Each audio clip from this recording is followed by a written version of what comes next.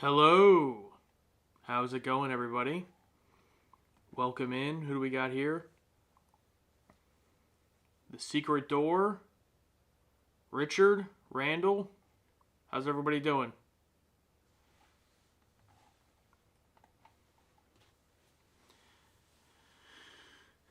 Hey, Aaron. How you doing? Michael O'Brien says, a reminder, they've already filmed the first episode of Deep Space Nine. It would be pretty impressive if we hadn't even filmed it yet and it was starting today. So we did indeed film it. David says, what happened? So this is good. This is a good start. Enigmatic Penguin, Deep Space Fine. We got channel member Edgar Carter in the house. How's it going?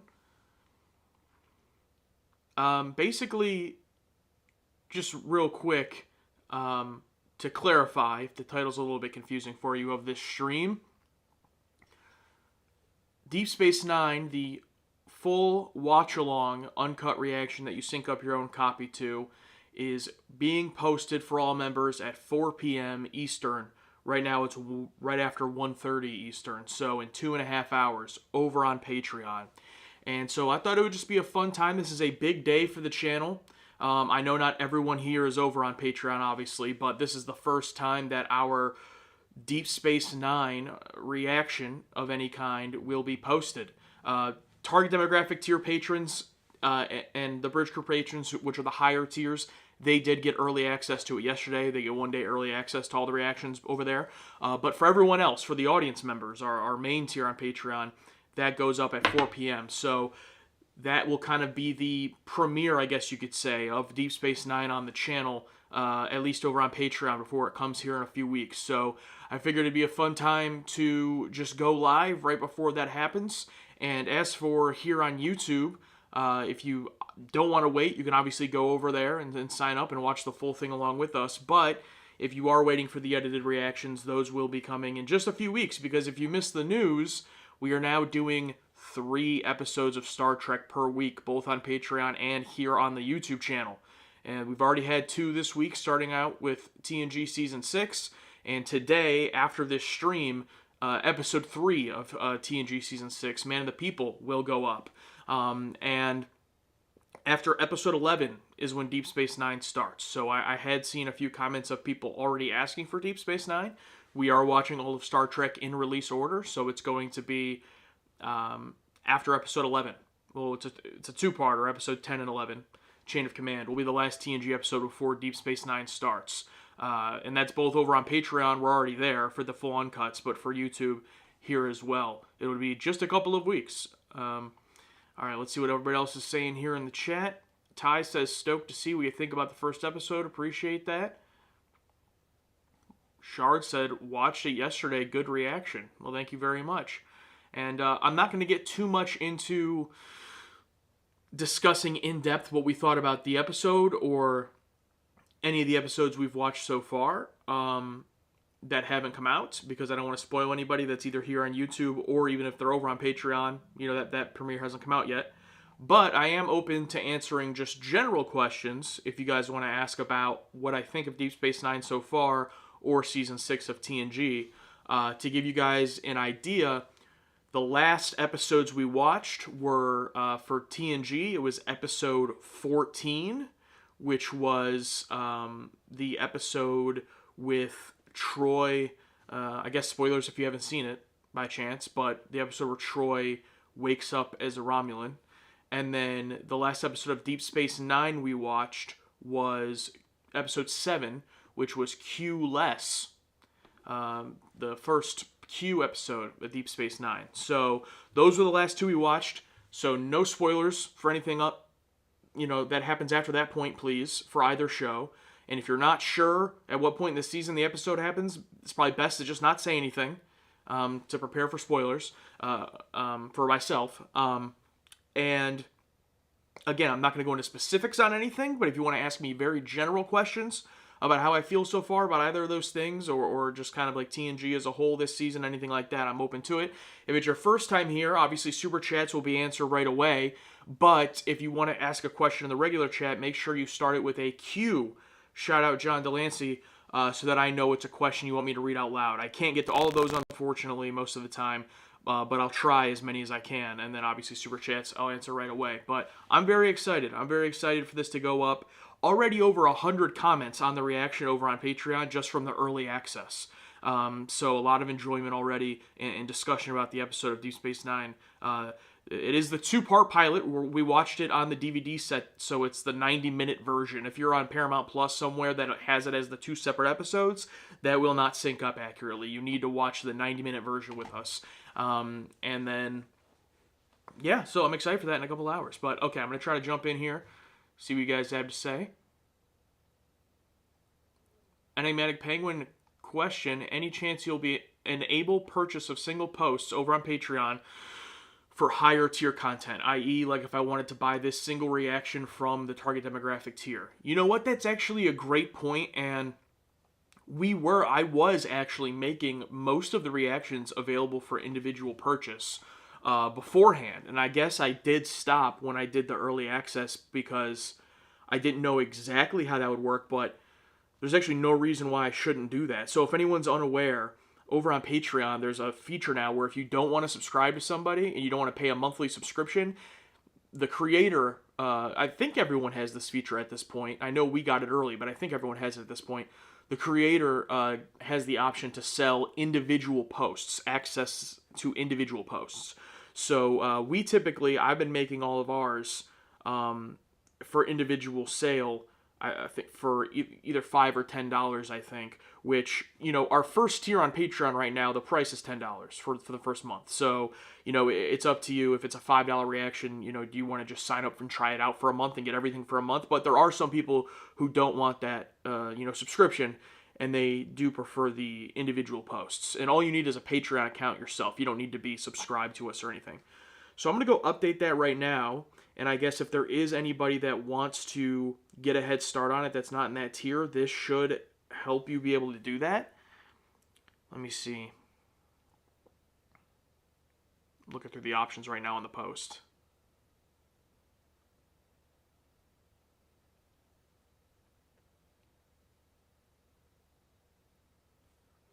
And I would just advise for Patreon, don't ever buy anything, either a monthly subscription or an individual post or anything from Patreon on iOS. If you're an iPhone user, do not use there because Apple adds an extra fee. So everything's going to be more expensive, and the creators you support don't get any of that money. Patreon doesn't get any of that money. It goes straight to Apple. So I would suggest using, a web browser or, something that's not the iOS app if you're going to do that. But I'm going to go ahead and do that. I just set that up. Save it. And I should probably go back later. There might have been some reactions. They wouldn't be in early access anymore, but I've probably not had them for individual sale. So thank you for that reminder. Because that is something a lot of people have said they enjoy and prefer for the ones that don't want to do the monthly. Okay. All right. And if I don't get to your question here in the free chat, you can post it again after a couple of minutes because a lot of them obviously come in. So, Joshua, good name. That's a good name. Q, how do you feel about the DS9 intro 7 episodes in? The intro, as in like the theme and everything. It's definitely interesting to try to get used to No Captain's Log. And I'll be honest, I do think that I haven't really latched on to the intro theme yet in terms of it hitting the same as TNG or even the TOS intros. I think the one big thing that it lacks, and I pointed this out when we actually did a reaction to just the theme. It was posted on Patreon, but publicly. Anyone can go watch it over on Patreon. It doesn't have like that drop. Like TOS and TNG both, when it goes into the main hook of the song, it has that drop into the hook, which a lot of like pop songs and EDM songs, a lot of music has that. And this one doesn't. It's just kind of steady throughout. So it's a little bit more interesting. I think as I grow onto the show more and I've watched more episodes, like I've watched over 100 episodes of TNG at this point, right? I've watched all 79 of TOS. I'll get more connected to its theme, but especially now going back and forth between the two shows, that's one of the things I definitely notice is that I'm still bopping my head to the TNG theme every time, as to where DS9 isn't really on that same level of hype, I guess, for the theme. That's just me personally. Bam O'Brien, what do you think of the design of the station? Um, I definitely just overall like the visuals of the show. Just the visual setup. I like that it looks different. Not as brightly lit. What is this, Tales from the Dark Side? Not as brightly lit. No, but it is actually visually darker.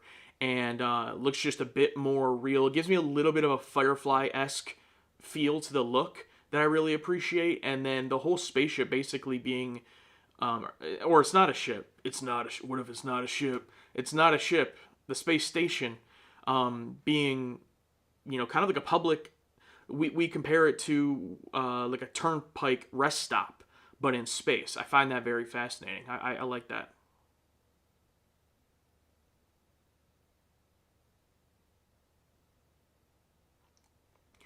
Badger, which character do you look forward to learning more about? Learning more about? That's a good question.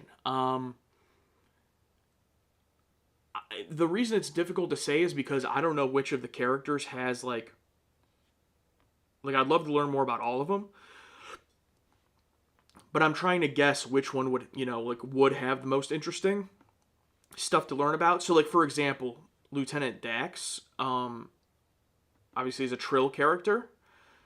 I would be interested in learning more about that, but what really is there to learn under the surface? Like, we know she's a Trill character, so it's kind of like, okay, if there is something there to learn, that'd be fascinating. I love that idea of a Trill character, but I don't know if that's going to be the whole gimmick. I don't know. But that's the first one that comes to mind. But really, all of these characters, I mean, Odo, obviously you'd love to learn more about him, what his deal is. He doesn't even know where he came from.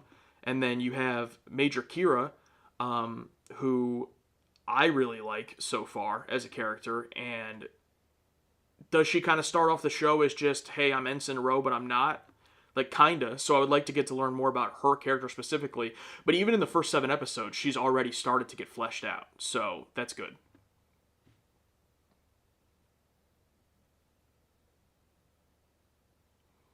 Lawrence wants to learn about O'Brien. Well, of course. Of course. Michael O'Brien. Oh, speaking of O'Brien, Michael O'Brien says, question, were you really not spoiled at all? Sorry, let me scroll up. Were you really not spoiled at all by things like the DVD cover, the DVD box that I have prominently has pictures of the main cast on it, which would obviously spoil the Chief? So, first off, I do my best not to analyze that kind of stuff when we get, the future stuff. So, like, yes, the DS9 box set does have a lot of characters on the outer box, and I just tried not to look at it. But with that being said, the Chief specifically, I have Alex and I have both known that the Chief was in Deep Space Nine essentially since he's been introduced into TNG. I can't speak specifically for Alex as to when he first found out, but like the YouTube comments, like there's only so much that you can avoid or the moderators can hide, and something like the Chief being in Deep Space Nine was just like, there's no way to protect us from that unless we just stopped reading comments entirely, which I don't want to do. So the downside of that is that I'm sometimes going to know stuff like that. I think literally from like the first time he showed up in the show in TNG, people were saying stuff like, or maybe it was like the first time Alex really showed interest in that character and people were like, wait till Deep Space Nine, just like that's that simple of a spoiler. It's like, okay, well. So we've known for a long time. However, with that being said, what we usually end up not knowing when we get spoiled on stuff is all the actual details that matter. So like, I didn't know what his role in the show was. I didn't know how often he was there. I didn't know, any of that. So like, when the show starts in the first episode and his name comes up in the main cast credits, it's like, oh wow, oh he's like a part of the show. And then getting to see his whole scene with his farewell with Picard and the pilot is like, oh wow, like he's like leaving. Oh, I didn't know any of that. Did I know physically he appears in the show? Yes. That's kind of, but as far as the DVD boxes and stuff, like for example, I have all of the TNG films I have them all on 4K and on VHS. I could, if I wanted to, just like investigate all those boxes, but I obviously just don't. You know, why would I do that? Like, if I seen some imagery here and there of posters and whatnot, probably. But when it comes to the actual details, I'm usually pretty good at not absorbing them.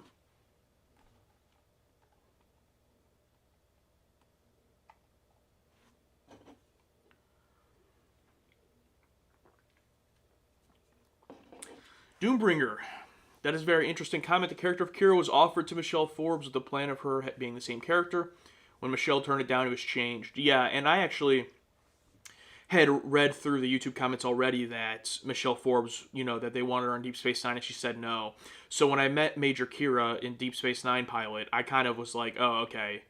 Like, they probably made this for her, and she said no. So I kind of figured that, which is why at the start, she's basically that character. But like I said, we're 7 episodes in, and she's already become, more than that. And I also loved Ensign Rowe. So, like, that's not a bad character to emulate. But I think they've done a pretty good job, changing her look and giving her backstory and stuff already that I've enjoyed.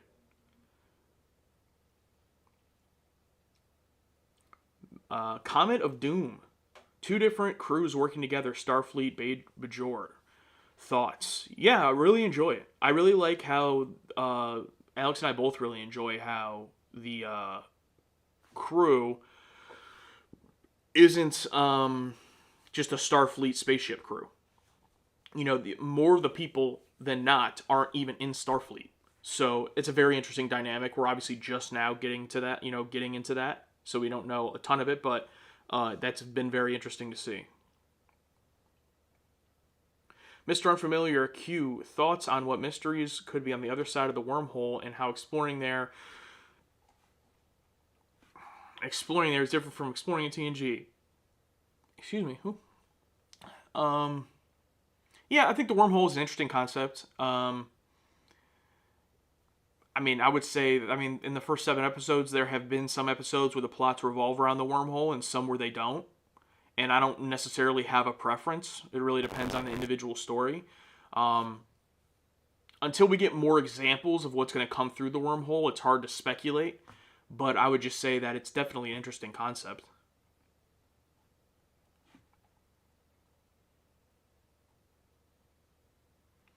And yeah, we're not going to be watching any movie trailers as reactions. When we did the Star Trek 6-1, it was specifically pointed out to us, when we did that 25th anniversary trailer, it was specifically pointed out to us that, hey, this teaser for Star Trek 6 is all TOS footage. There's no Star Trek 6 footage in it.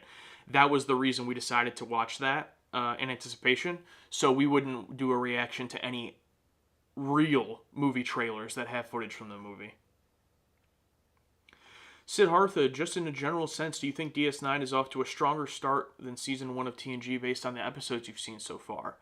Yes. I can't really go into specifics on that, but yes.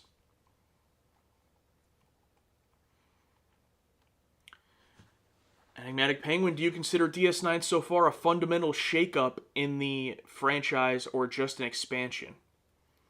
That's an interesting question. Fundamental shakeup. I guess I would have to wonder what you mean by that specifically, but the way that I see it is I do see it as pretty disconnected at this point from, like, when we go back and watch TNG, as we now jump back and forth, there's no part of me that's in, like, disbelief of how could TNG still just be carrying on? Don't they know about Deep Space Nine? Like, they're very much not in the same, realm of stuff going on to where it's just kind of separated, to where, like, I don't really think of it as a foundational shakeup. It just kind of seems like we've gotten to the point in Star Trek where they've built out the world enough that it's believable to have a second story going on at the same time as TNG that doesn't have to be in direct conflict, and I really enjoy that aspect. I enjoy that there's just different stories going on in different parts of the universe. I really enjoy that. So I don't know if that makes it a fundamental shakeup, I think you said. Except for the fact of, like, from a real life perspective of having 2 shows, then from a franchise perspective, yeah, absolutely.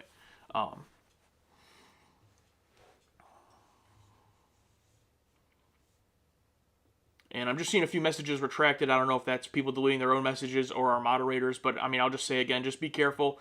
Just a reminder, we're through episode 7 of Deep Space Nine, so really any like major plot points or characters or anything like that, I just don't say anything specific, and just be on the safe side, because I want to be able to do these live Q&As, so we want to make sure that there's no big oopsies that come out of them. So I appreciate it. Star Trek Iborg, can I comment on the video? You can comment on whatever you want. I'm not sure what that means.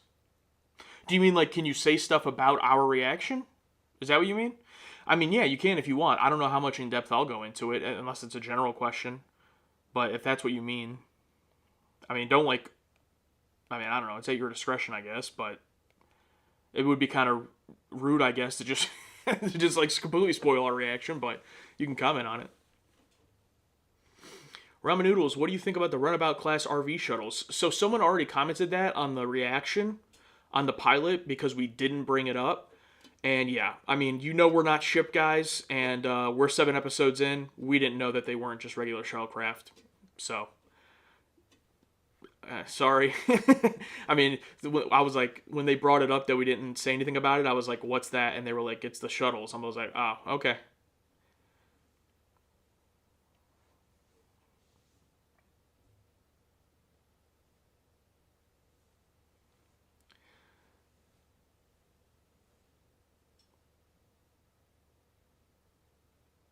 Bama Brian, what was the better first episode, Farpoint or Emissary?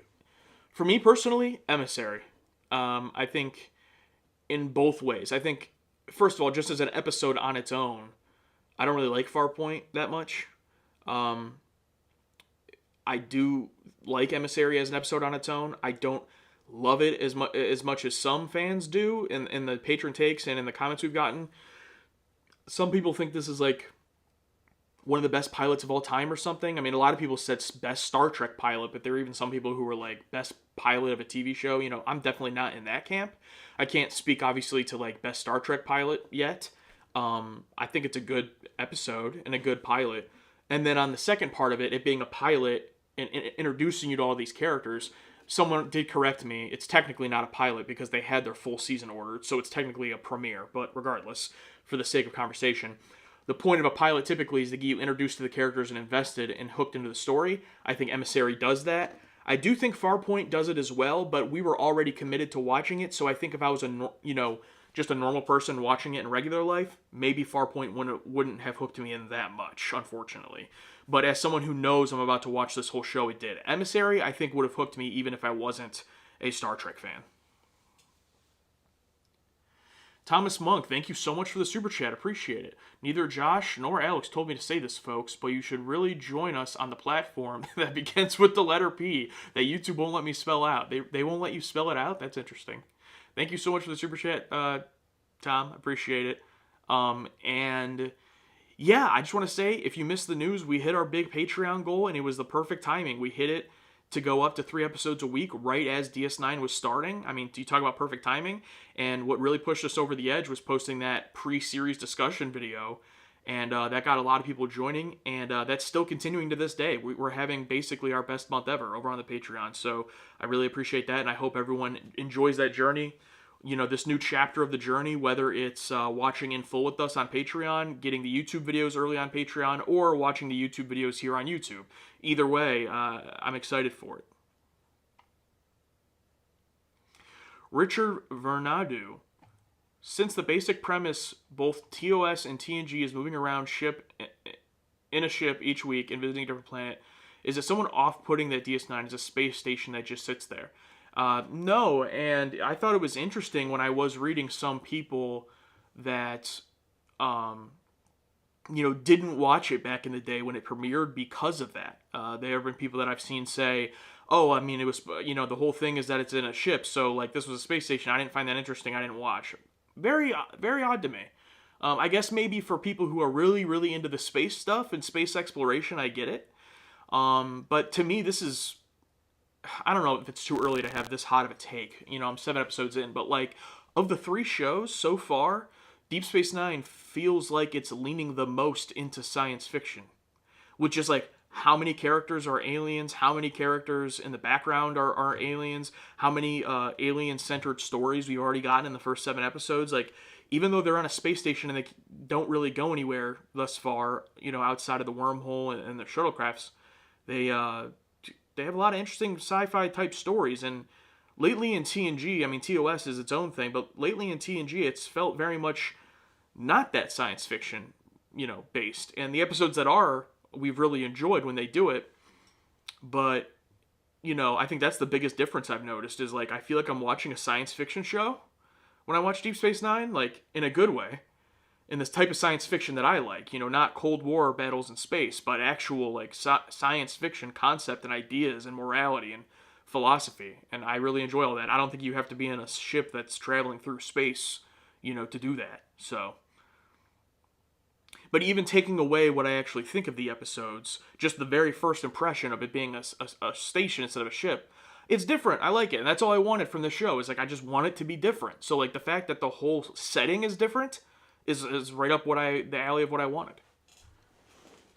I'm not, we are 100% watching all this. We are all about execution. I don't care. Like, I don't care the setup. I don't care, the particulars or the genre or what kind it is. It's like, whatever you're gonna do, just execute it well, and I'll love it. So it's like, it's very interesting to me when people, like, get turned off by things based on what it is. Or on the other side, praise something purely because of what it is. In terms of the framing or the theming. It's like, what about when you're actually watching it? Like, is it enjoyable? Is it entertaining? Does it make you emotional? Are you invested? Like, those are the things I think about, when I'm watching the show.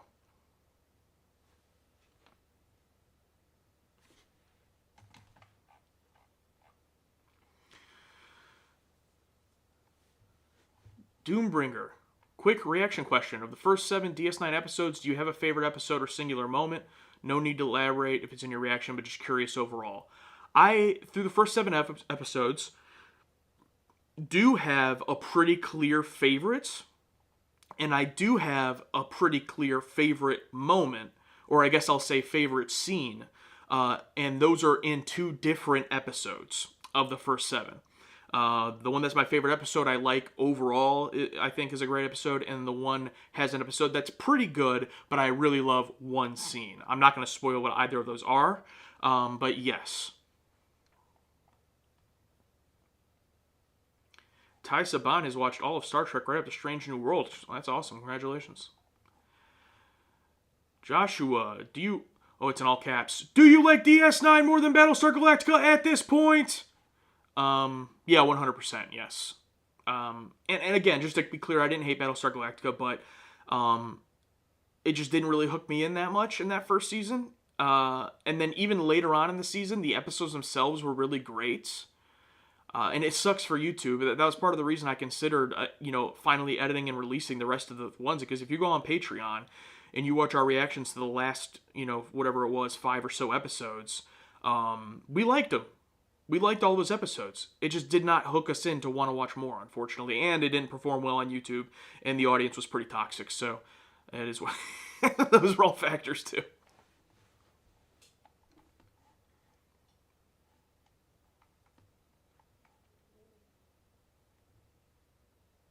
Give BSG another try. Yeah, it's funny. We actually just got a comment yesterday on our last Battlestar Galactica reaction that had posted on YouTube. So keep in mind, we're coming up against maybe around 9 months or so that the last one would have been posted on YouTube, and it was just a comment. It just said, "What a shit channel."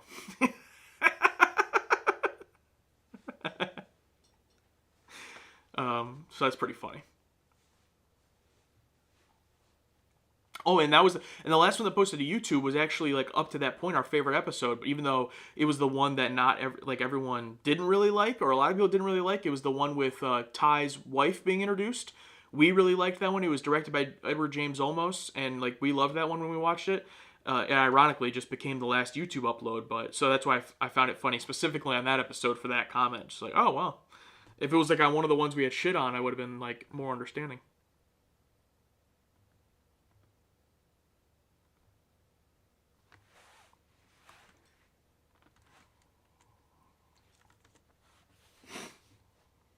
Mr. Unfamiliar, thoughts on how DS9 shows more of the galactic society outside of the Federation, perspectives of the Federation from the inside looking in? Yeah, I mean, maybe we just haven't seen enough of that yet for me to really have a thought. I mean, I'm not against it, in terms of, Cisco and Chief and everybody having to work with people not in Starfleet.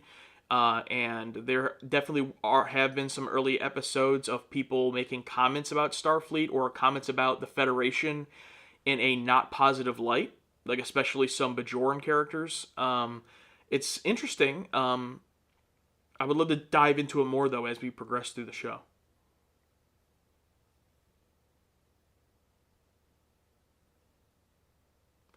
Godflesh said, "Why toxic? I haven't watched BSG, so I don't know the fandom." Yeah, I don't want to speak for all of the fandom, obviously, but it was just it seemed like one of those shows similar to when we watched Buffy, except it was much worse than Buffy. In terms of this, what I'm talking about, not the show, but in terms of what I'm talking about, of just like no criticism being accepted. Like Star Trek fans can get mad at us when we're like, at our high levels of criticism, or there are some people that get mad no matter what, like whatever, there's whiny babies, whatever. But like the BSG was one of those where it was like, okay, like this audience isn't gonna even like the fact that like we make a joke during a scene. It's like they want us to sit here and watch it like this. And then afterwards be like, wow, wow, and that's just not us. So if you know us, that's not us. We can watch an episode we absolutely love and we're still joking about it the whole time and everything like that. So it just wasn't really a welcoming thing to post those videos. Patreon was a little bit better. Patreon was, people are paying to watch the whole thing with us so they get the full context. But even over there, a lot of people were like, oh, just saying stuff that's just, unnecessary and whatnot. And that's not something I want to build a community around, you know what I mean? Like Star Trek, the fans can sometimes, there can be people who do too much, but, at the end of the day, the vast majority of people have been very welcoming, very nice. I feel like a lot of you guys get us, and get the vibe. And you only get upset sometimes when we shit on the stuff you like. But for the most part, people are pretty chill. So whenever we come in contact with a community that's not like that, and again, I don't want to paint the whole community that way, but that's definitely the vibe I got from the first season, where it was like, yeah, this isn't really something I'm trying to build around. So that definitely contributed to it. But at the end of the day, all of that aside, if we had just straight up loved the show and loved the first season and it was doing well on YouTube, we would have kept going. So that's always the major thing.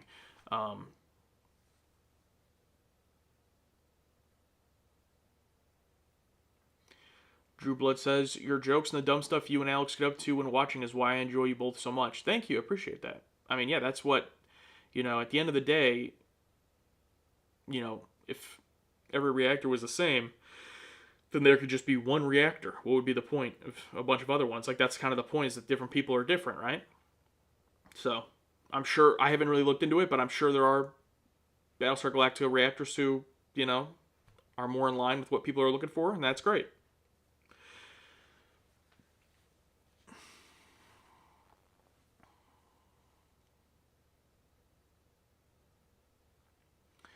Juna, your impressions of Cisco as a character so far? I like him. I definitely think, just like with Picard, he needs some time to really grow into, hopefully what I would want to be a legendary character, like I consider Kirk and Picard. Kirk was just built different, so just right off the bat, he was awesome. The downside of that is that, you can watch all of TOS and you don't necessarily feel like you're watching a different person at the end of the show than you are at the first episode of the show, right? Like, there's not a ton of growth there. The movies help with that a little bit, but in some ways good and in some ways bad. As to where Picard, we're 6 seasons in, and, like, for a few seasons now, he's felt like a completely different, like, he feels like he's come into his own as a captain here during this show, which is really cool to see. Because even in episodic TV, being able to see your characters, transform and become better through that process is, that's one of the best things about TV. You don't get that in movies a lot of the time. Like, you have a singular story, a singular arc. Like, to get to see it over 100 plus episodes is why I love TV. So, But same thing with Cisco. I mean, I just first impressions, I like him. But I'm hoping, and I believe, I would believe would be the case, is that he does get to that level eventually. There's nothing really wrong with him right now. I think it's just a matter of like getting to know him and getting to see him experience stuff.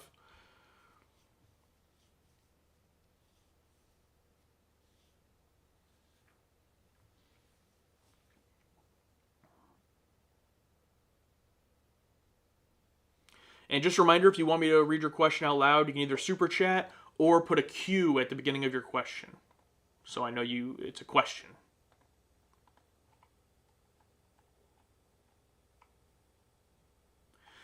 Pigs18 says, besides Jellicoe, favorite guest captain so far, would you like to see anyone come back? Guest captain? Well, you can't say Decker. He died. I feel I feel like most people who are a guest captain don't survive. I'm trying to think. Maybe you guys can throw some examples I've seen and I'm not remembering in the chat in terms of guest captains.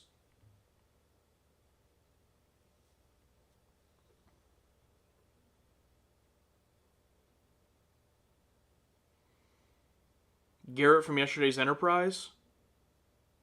Doesn't she die? Wasn't that the captain that you're talking about? Doesn't she die in that episode? Or are you talking about Shooter McGavin?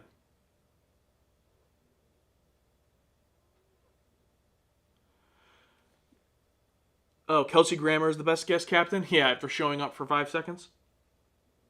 He didn't have time to do anything wrong. No, you know what he did do wrong? Was wear the uniform from the movies. So I don't like him.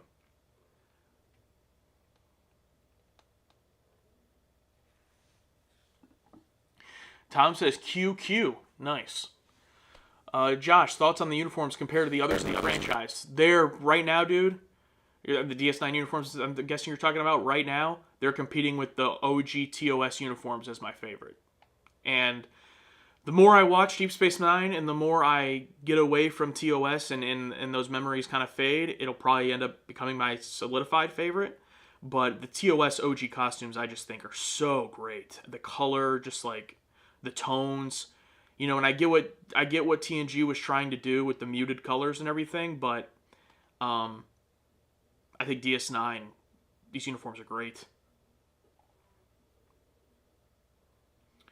Witcher Joker, would you like every new captain of every new show to have the potential to surpass the previous one, or you just want them to be different? Yeah, I mean, when you say surpass, if you're talking about like in how much I like them or how good of a character they are, I mean, of course you go into every new show wanting that new show to be your favorite. But I just want them all to be different enough to where when I'm done with the franchise, I never want to look back and be like, oh, well, these two captains were basically the same. You could basically watch these two shows and they're essentially the same, but this one's a little bit better than that one. Like, I want each of them to be different. And already, he's not a captain, but, Commander Cisco, he is different. He's set up from the pilot to be different. So, he is, but we'll see how he handles. I will say, no, I won't go into specifics, but there have been instances in the first 7 episodes where, in our discussions, I say, yeah, this is how Picard would have handled this, and Cisco did not handle it this way. He did it this other way, which is more true to him, and I really like that. Justin said DS9 theme song's coming. We are probably going to be moving on from that. I did make a Season 6 theme song. It was at the end of the Season 5, the last reaction to Season 5 of TNG, so that theme song was created, but I think I'm just going to be moving on from that. It was a fun thing to do for a while, but I think I've just kind of run out of my interest in creating those. I think I've also kind of stretched the limits when it comes to using AI-generated music in terms of, like, making it sound not terrible, so probably not going to have one for Deep Space Nine or any seasons moving forward, and the Season 6 one isn't necessarily being featured in the videos anymore, so that's just a personal choice, no, like, big reason for it or anything, just my personal kind of interest in it is gone, and a lot of times when, you see stuff disappear from videos or change in our videos, it's just because I've just kind of gotten bored with it, and I'm someone who likes to change things often, so it is what it is. Paulinar Thoughts on Mark Alamos sort of reprising Golmacet from The Wounded? Yeah, I think we actually thought when he got introduced in the pilot, and his name was, what was it, Gul Dukat? I think we thought it was the same character for a moment. We eventually realized it's not. But it's cool that he's back. He was one of my favorite, Cardassians in The Wounded. So it was cool to see him back for sure. I don't think in the first 7 episodes he's come back since the pilot. I don't think. But it was cool.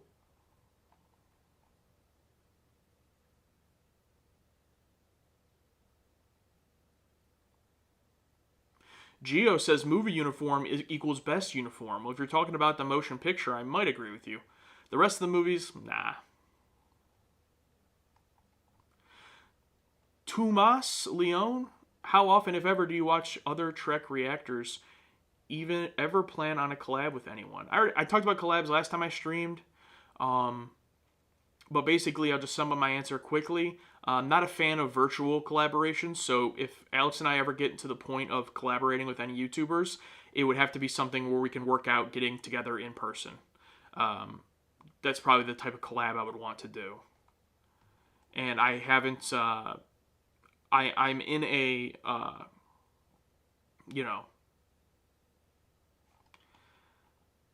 I'm in a state right now with our schedule where we're pretty busy, but, we're also not very large when it comes to most other reactors on YouTube. I mean, we have a great community. You guys are awesome, and we have a great conversion rate over to Patreon. We have a very large Patreon community compared to our YouTube size, but just the overall landscape of YouTube, I don't know if anyone's looking at our channel as the one to work with, just based on our numbers, but, you never know.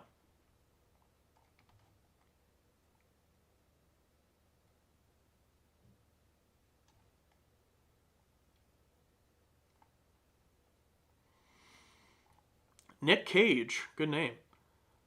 How are you guys handling the quality difference? Is going to standard def as bad as you thought it might be? It's actually been not bad at all, and that was something we memed about before and joked about, but we watch other stuff, obviously, like Horror Gallery, right? Like most of that is like 80s, 90s TV anthology episodes that are in the same type of quality. So it's not like we've never seen, oh, what is this? TV quality, But I was worried from a visual effects standpoint it wouldn't be good, and that hasn't been the case. As a matter of fact, it's looked really good. And are there a couple wonky green screen, CGI, or I don't even know if it's CGI, but just visual effects stuff here and there, maybe. But on the non-upscaled, on the DVD quality, how it looked on the TV in the 90s, it kind of masks it. Like, it's kind of not as easy to see the bad effects when they're kind of have that film grain TV effect, as to where we go back and watch TNG, and one of the episodes we watched recently had a special effect so bad that I almost didn't want to finish the episode. And this is on a remastered Blu-ray. So, I've been pleasantly surprised with how well that's gone. And overall, I just love the look of it. Like, I love the look of Deep Space Nine. Even though it's, quality-wise, standard definition, it is, they were cooking when it came to the set design, costume design, cinematography, the direction, all the technical stuff has been really good. Except for the one big bummer has been there's a lot of ADR. There's a lot of dubbing on the audio side, and when you're listening with headphones, it probably exaggerates it, and that's been a little bit of a struggle, but it's not a big deal. Thank you so much, Long Hill Andy, for the super chat. Top tip when you miss the start of a stream played at 1.5 speed. Josh is such a steady, smooth talker that you can catch back up in less than 20 minutes. Question, thoughts on Quark so far? Better Ferengi? Well, thank you so much. I don't know about smooth or steady. I talk a lot, so playing me at 1.5 speed is probably beneficial just to get through all my rambling. I like Quark. I think he's very funny. Great comical character. I hope at some point there's more to him. I'm sure there will be with every character in this show, but thus far he's just been the funny, clever Ferengi character.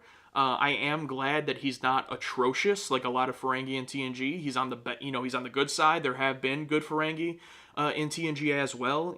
He's on that side. I do hope that we get more, and we're still at the point early on in the show where it's hard not to compare the characters to their direct comparison in TNG. So for Quark, it's obviously Guinan, and Guinan is such a great character that it's kind of you can't even really compare. But Quark's not trying to be Guinan, at least in these 7 episodes. So he's definitely his own character. So we'll see. But thank you very much for the super chat. Appreciate it.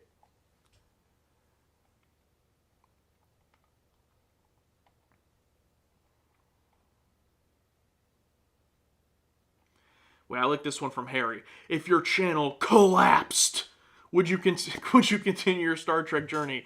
I don't know what that means. Collapsed. Like if I woke up one day and it was wiped off the internet. I don't know. As far as like would I have the interest in Star Trek to continue? Yes, of course. I would continue to watch it. But in terms of what I just watched in my everyday life, like and just watch it that way, no. I would, even if something happened to this channel, I would probably still continue logging it, recording it in some way, captain's log, and even if it's just archival, if it ended up being archival for myself one day, or whatever, it's a journey that I would want captured, is my point, even if the channel didn't exist, or if the channel existed but 0 people watched.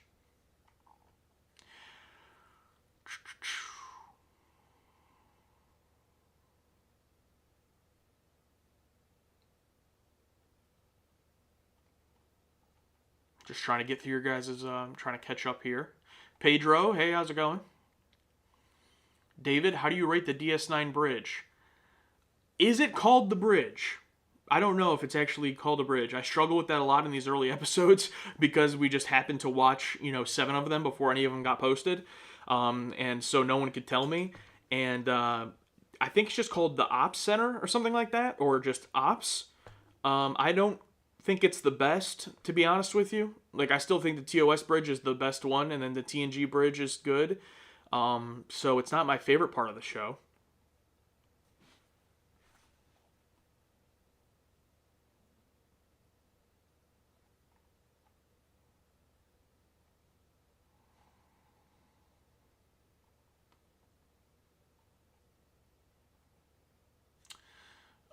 Let's see here. Doombringer, on your intro video, you or Alex mentioned seeing events from different perspectives. Did you like how the opening to the premiere sets up the backstory for Cisco with Star Trek lore from Wolf 359? I thought it was a very cool way to do it, yeah. I think because I've always been talking more about the connectivity of the universe and like building out the world, but Alex, I think, directly made a comparison to like the Hawkeye Disney Plus show of seeing the Avengers from a different, like the Avengers movie New York incident from a different perspective. And I think I said like, oh no, well, we don't need that. But that's that's exactly what we got with Wolf 359 from Cisco's perspective. But I really liked it. And it definitely wasn't something I had thought about, like all those other ships, that were part of it. And the animosity towards Picard, because I didn't know anyone knew. I knew there were like rumors and stuff about Locutus. I didn't realize Locutus broadcast himself to everybody. I thought it was just the Enterprise. So when that happened, I was like, oh shit, like how Picard doesn't have more consequences of that. I'm pretty shocked, to be honest with you.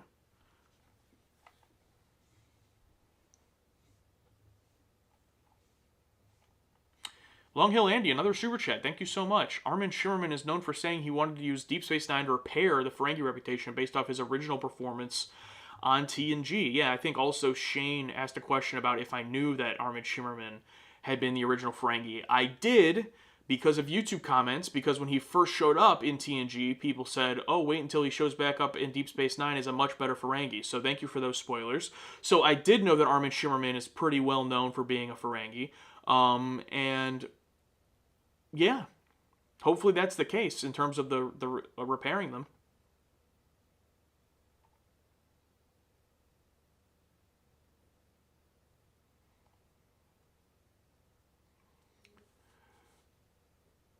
Badger, when you finish every Star Trek episode, are you going to go back and start over?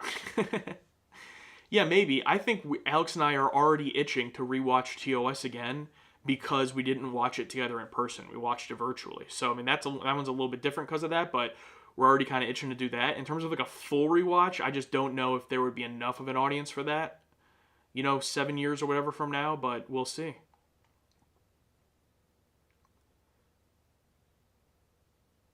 Michael said, how do you feel about the character interactions of DS9 versus TBG? character interactions, I mean, we're still early on.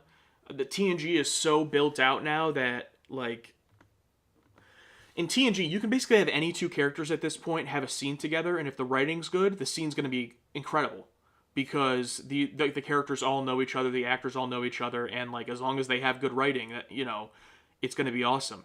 We're not there yet in Deep Space Nine, but what I will say is my favorite scene I referenced earlier. That my favorite scene so far of what we've seen. That I had a favorite scene. It is indeed a character scene of two characters talk to each other. So there's been some good ones, but I don't think it's at the level yet of TNG because the only thing that will get them there is time in episodes.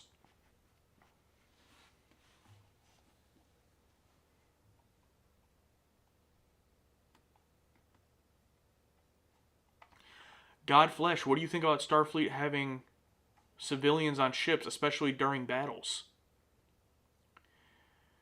Yeah, well, we already made fun of the Enterprise for having civilians on board and having children on board. It seems like, it's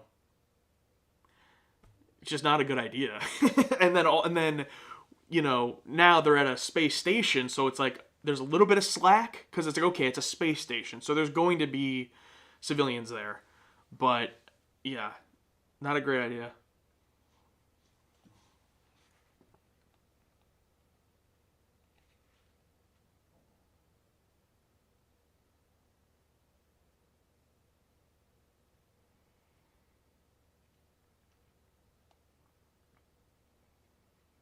All right.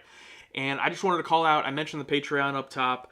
I just want to call out everyone that, while I've been streaming here that has gone over and joined the Patreon. So, want to give a shout out to Lady Beyond the Wall, just became a target demographic member. Clanner became a target demographic member. Thank you. Hampus Theander just upgraded to target demographic tier. Brian Foster just became a Patreon member. Torg is a new target demographic member. Thank you. David H. just became an audience member. Thank you very much. Steven just became an audience member. Thank you very much, you guys. Again, DS9, the pilot uncut reaction, it's up right now, early access for target demographic tier and above. And then at 4 p.m. here, just about an hour and a half, it's going to be released to everyone over there on Patreon. So that's where you can watch. You can start now, watch the full show along with us over there.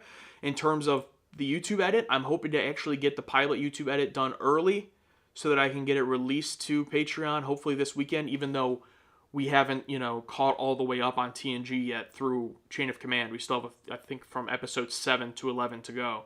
But I might jump ahead and do the DS9 pilot early to get that edit out there, and then obviously on YouTube it'll come in order after Chain of Command in a few weeks.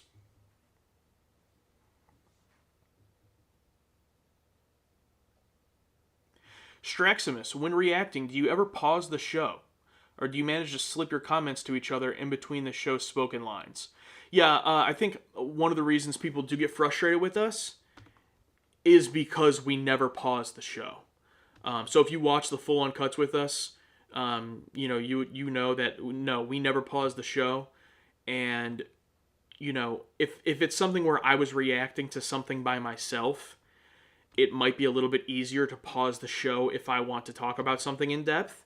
But when the way we're set up and we're both watching it, and like the syncing purposes for Patreon and the syncing purposes for myself, when I go to edit the uncut reaction, it's already difficult enough. Pausing the show would just kind of really throw issues into that. The only time we pause anything, and we do this a lot during movies, but occasionally we have to during Star Trek, is for a bathroom break. That's really the only time we ever pause it, and I eliminate that in the video, obviously, when I do the uncut reaction. But for the most part, no. We watched the first season of Game of Thrones, and in one of those episodes, most of that is only on Patreon. I think the first 2 episodes came to YouTube. They didn't do that well. But in that there was one episode where I did pause after a scene because it was so deep in like a character conversation. I was like, we need to talk about this right now. And we paused it and talked about it in the reaction. And I was like, oh, we'll see how that goes, and maybe we can do that more if it's not too much strenuous work. But I just decided against it. Good question, though. Joshua, have you noticed the music in the episodes you've watched? Yeah, the music is great.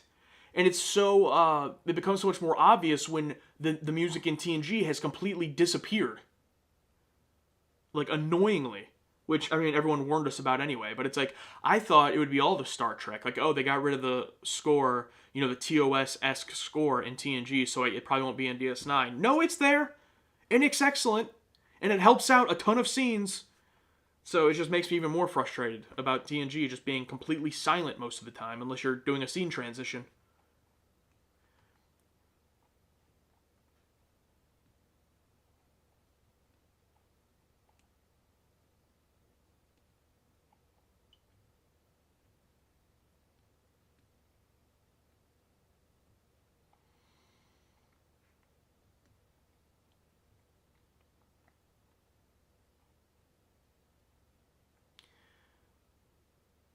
But yeah, I think I'm caught up here. If I missed your question, you can put it back in.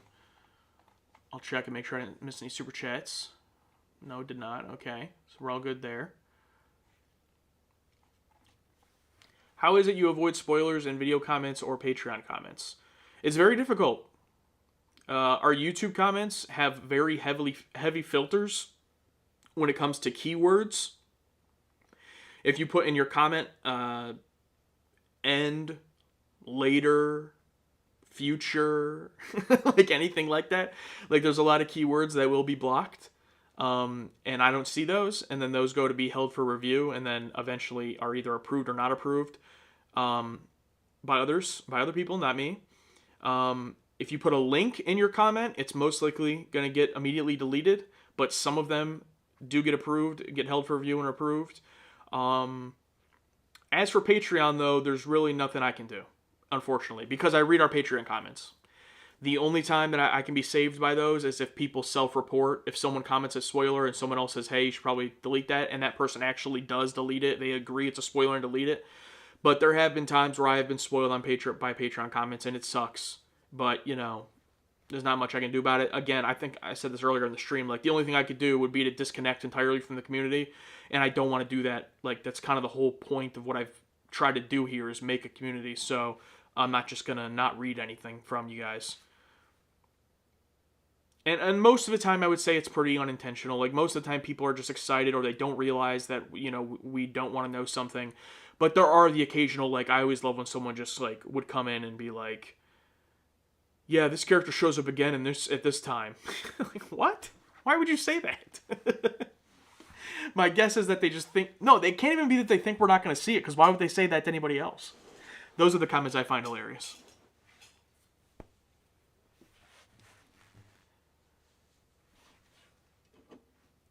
What about the keyword spoiler? Yeah, that's one of the keywords also. I think if you put spoiler in your comment, it gets held for review, which then becomes really ironic because people will put in their comment like, this isn't a spoiler, or they'll put, spoiler warning, do not read below, and it just gets held for review and deleted. It's pretty funny.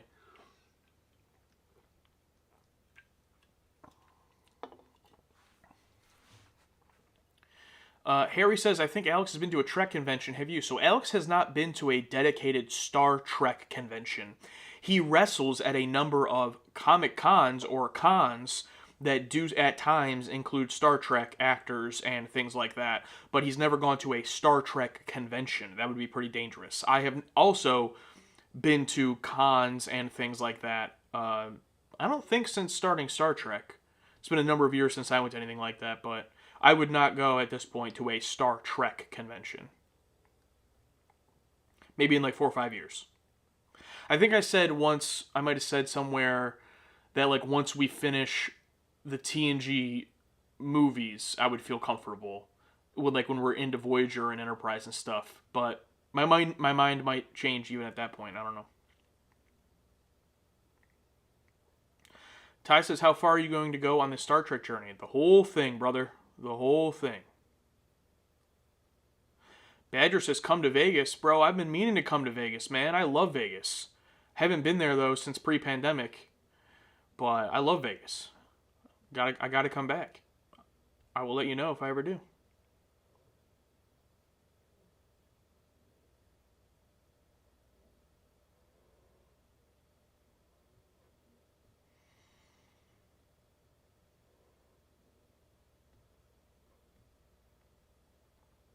Next year's a 60th anniversary convention in Vegas. You might want to go. Yeah, see, I don't know. I don't know if that's safe, and I don't know if that's a good choice. I mean, I would love to do that, but I just don't know at this point if that's a safe thing to do for us, unfortunately. I mean, even a year from now, you know, I don't think we're going to be done with the TNG movies a year from now. So, the secret door. You guys seem to notice most details. Did you notice the change of the look of the trills? Yes, I did notice. In the pilot, well, so yes and no. I noticed how in the pilot they took the spots from the perfect mate characters, that species, and put them on the trill. I did not notice that Dax was not wearing the prosthetics or the makeup of the trill from the host, because I forgot that guy and the woman he was at the end wore prosthetics, because it was, I thought, pretty subtle. So I forgot about that, and I didn't catch that, but I did catch the spots.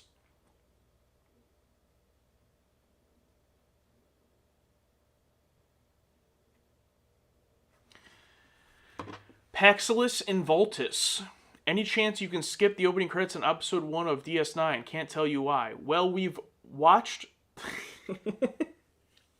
So we've watched through episode 7 of Deep Space Nine, so... already been watching it. And we actually addressed that at the beginning of the video. But I've said this before, we are never going to skip or alter anything about what we're watching. So if the show or movie or whatever it is, it's made in a certain way, that's the way we're going to watch it. We've had people offer to edit out credits. We've had people tell us to skip credits. We've had people tell us, a bunch of different things. And at the end of the day, it is what it is. I want our journey to be as raw and organic as possible.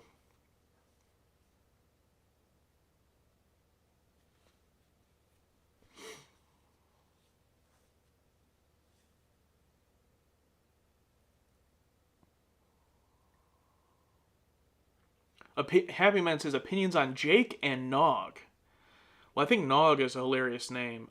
They haven't really been featured that heavily in the first 7 episodes. So, I mean, they're fine.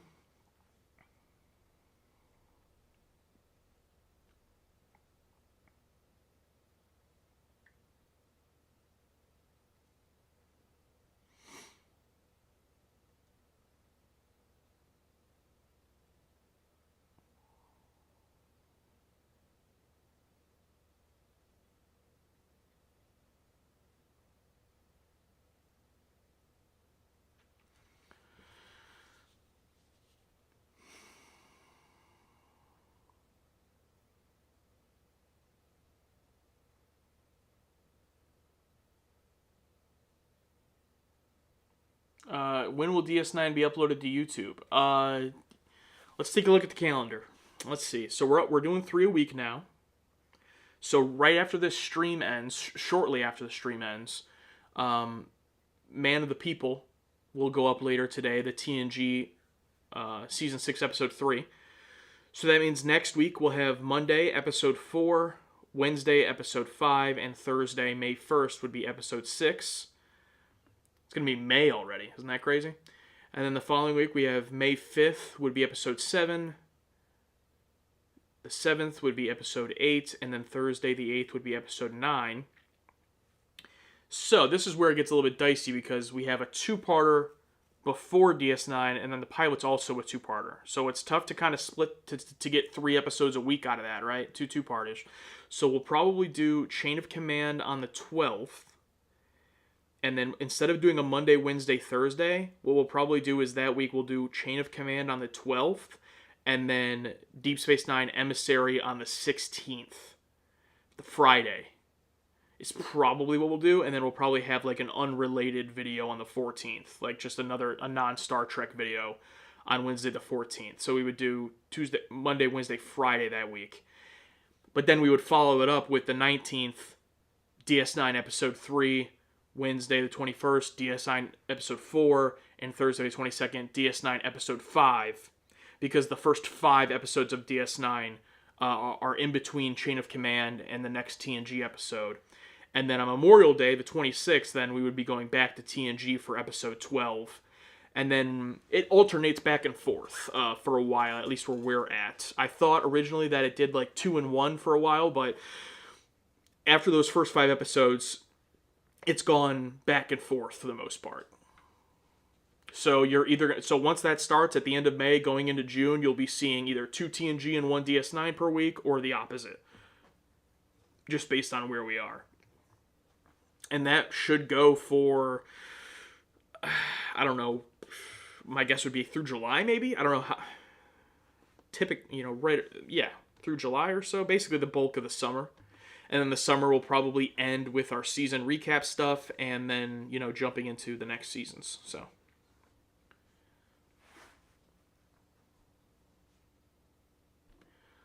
When are you starting the TNG movies? When we get to them in release order. I guess it's been a while, so it'll be a good reminder on a few things. One, if you want to ask me a question, you can either super chat me, I'll read it right away, or you can put a Q, shout out John Delancey, at the beginning of your message, so I know it's a question you want me to read. Deep Space Nine, the pilot, the uncut full watch-along reaction, is up on Patreon right now for early access for the target demographic tier and above, but it goes out to everybody on Patreon at 4 p.m. Eastern, which is in, looks like 80 minutes from now. So that's awesome. And episode 3 will be going up on Sunday on Patreon for everybody, Saturday for early access tiers, and I'm hoping to edit the pilot reaction as well to get that up on Patreon, the edited version, this weekend. As far as where we've watched up to episode 14 of Season 6 of TNG and episode 7 of Deep Space Nine. So please no spoilers or anything past those points. I'm not getting into specific details about what we think of those episodes that haven't been posted, but I will answer general questions if you'd like about the shows so far. We got a super chat. Thank you so much, Michael Papik. Thank you so much. Longtime patron. No question. Just congrats again on hitting the Patreon goal. Really, really happy for you guys. Thank you so much, Michael. We really do appreciate that. And I'm actually going to check right now because we actually did also get a new Patreon member during the stream, Stuart. Thank you so much, Stuart, if you're here, for joining us over on the Patreon. Appreciate it.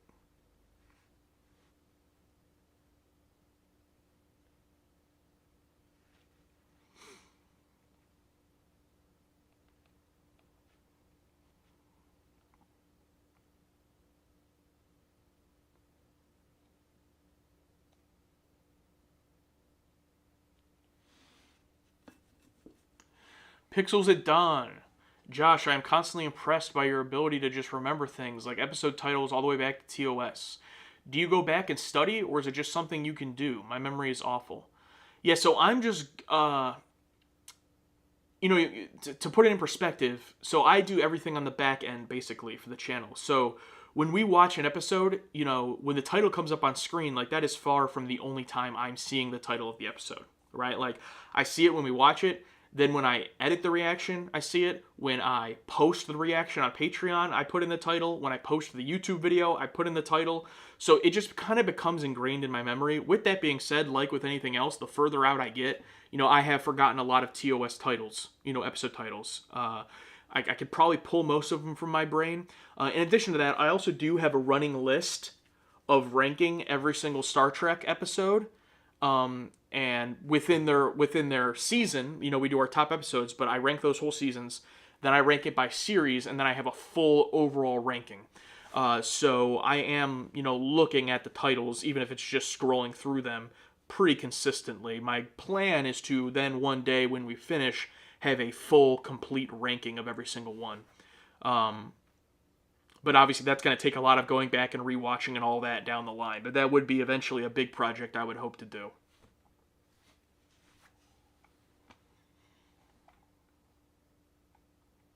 Pedro asked if we like the new uniforms. Yes, I do a lot. Empire Jeff, thank you so much for the super chat. Did you notice the actor played Garrick is omnisexual? I don't even know what omnisexual is.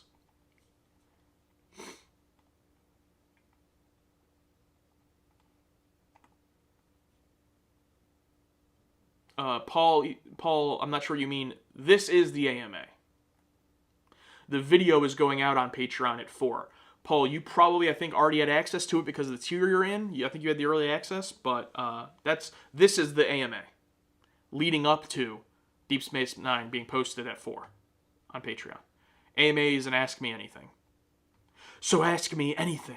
It doesn't mean I'll answer. Paxilus, is there an option on Patreon to pay to watch an individual video of yours rather than paying for a subscription? Yeah, I literally actually just talked about that a little while ago. Yes. Not every single post, not every single reaction, but yes, for the most part, we do sell a lot of our individual posts. You can also, yeah, I guess that's it. I don't know what else I was going to say, but yeah. I had someone mention it earlier about this one. So the Deep Space Nine pilot uncut reaction is now for sale as an individual post if you don't want the subscription. But some of the recent ones probably aren't for TNG just because I forgot to do that. But I'll put them on there. Josh says, how's the Technobabble so far? It's pretty, I mean, it's Technobabble, you know? I mean, if you want to know what scenes we're not invested in, it's those ones. I mean, it is what it is, right?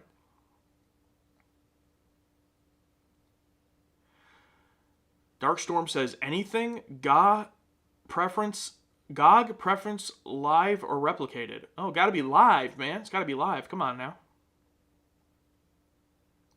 Long Hill Andy, Joe Hendry's WrestleMania match, squashed or not squashed? I mean, it was a squash, but I feel like it kind of fits into his character, right? I mean, transparency, I don't watch a ton of wrestling, like current wrestling, like I watch the big shows and I watch clips online. So like I know Joe Hendry, but I don't haven't seen a lot of his work. Like I get his gimmick, but I felt the match was good with Randy for what it was. I thought it was, just like fit in line. I thought it made sense. So I don't think it was a squash in the sense of like, oh, TNA sucks, buried, I just think it is what it is. I mean, it was fine. Ryan says, which Star Trek food would you like to try?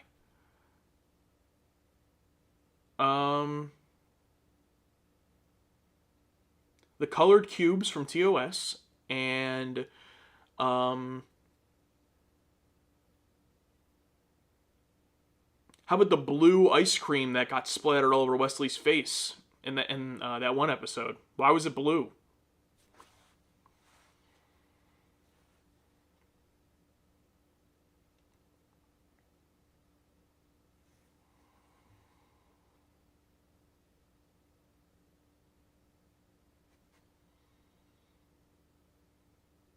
David, any plans to visit Continues Trek set in Sandusky, Ohio? Yeah, I haven't talked about this, I don't think, publicly yet, but I would like to, and I actually did speak with them, the Neutral Zone Studios, I think is their name, and I thought we were good to try to set something up, but I don't know what's happening. Like, are they there? Like, I haven't seen any updates on anything, so the answer is yes. I mean, I do go to Sandusky for the Federation headquarters store. I go there pretty often just to check stuff out. I have to walk around like this, because it's pretty. If you've ever been there, it's pretty well organized into like TOS stuff, TNG stuff. So when I'm going by the Voyager stuff, but I go there often, and I think it's supposed to be right next to that. But when I talked to them, it was late last year, and I thought they were planning to be there in January. I don't know what happened, but they're not there. So I'm open to that.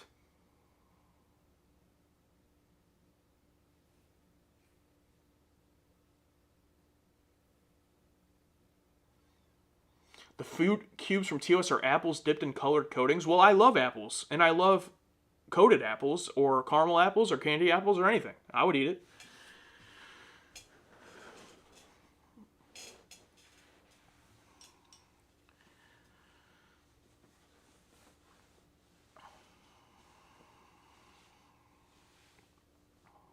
Noah says, what Star Trek prop are you hangering for the most at this point? Star Trek prop. Well, I do want to quickly point out, we did receive these, which was made by one of our patrons and sent to us. in our new P.O. box. And videos of the stuff that we've gotten is coming soon. But as far as what I really want, it's a good question.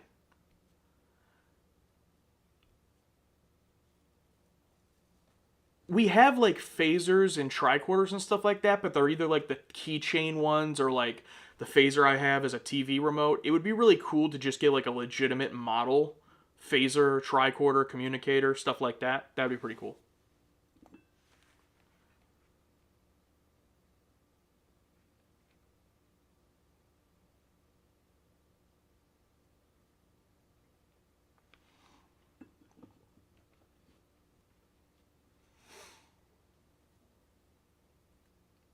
Destiny Captain says, would live for you guys to stream with Robert Meyer Burnett one day.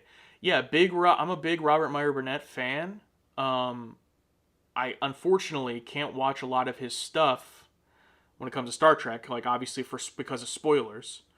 But I've been a fan of him since back in the movie trivia Schmodown days. He was one of my favorite guys on that, and that'd be cool to work with him one day. That'd be awesome.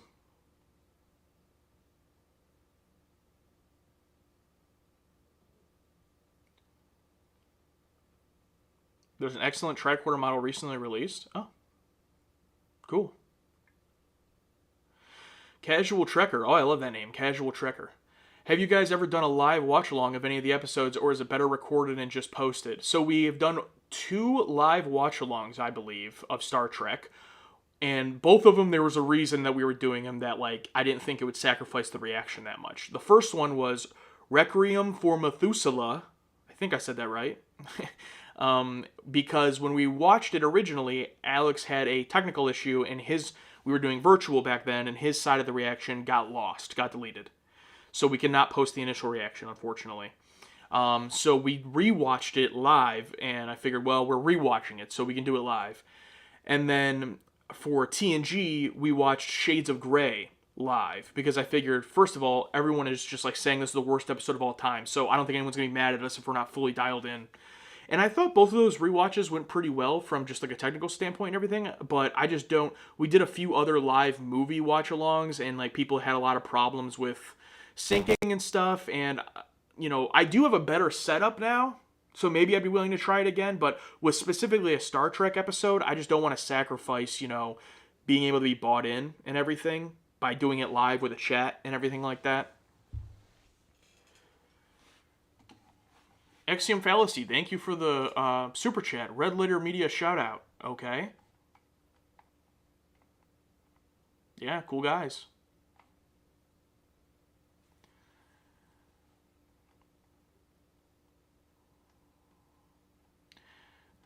Joshua asks, would you react to any Red Letter Media stuff? Oh, is this why you said Red Letter Media shout out?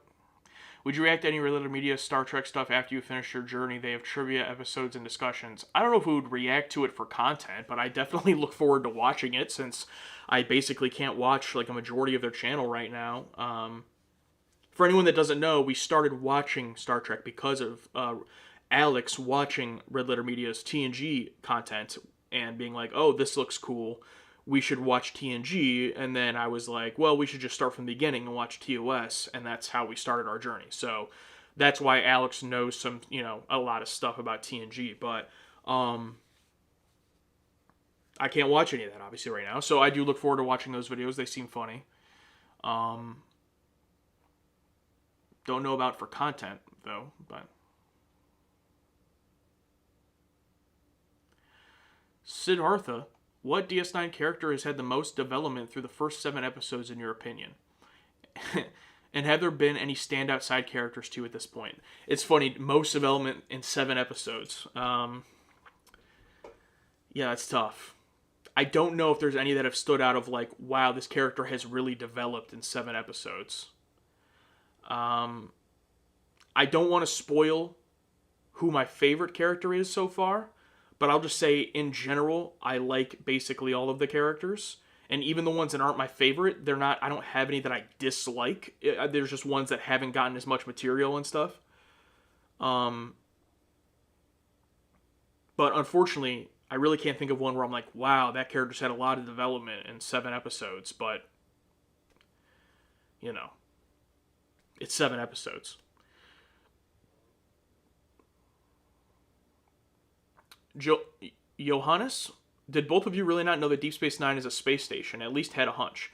No, neither of us had any idea, and unfortunately, I did get spoiled just days before watching Deep Space Nine by comments, and that's unfortunate. It was actually a Patreon comment that initially spoiled me, and then I was like, oh well, okay, not the end of the world, but whatever. Luckily, Alex did not, because he does not read comments. Um, he did not see any of that. So watching the pilot, he was unspoiled when it came to that. And at first, he didn't even realize when we were watching it. He thought it was a ship while we were watching it. And then he was like, oh, I guess it's not going anywhere. So he was unspoiled. But unfortunately, I made it 99% of the way there and then was heartbroken at the last moment. Heartbroken for being spoiled, not heartbroken that it's a space station.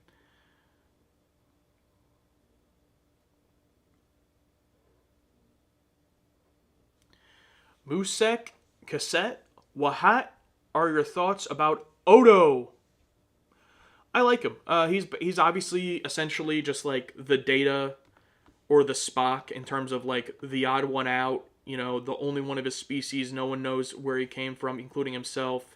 You know, he's supposed to be the other, you know, type character. This isn't a bad thing, by the way. I'm just saying that this is what he is. You know, to start. Um,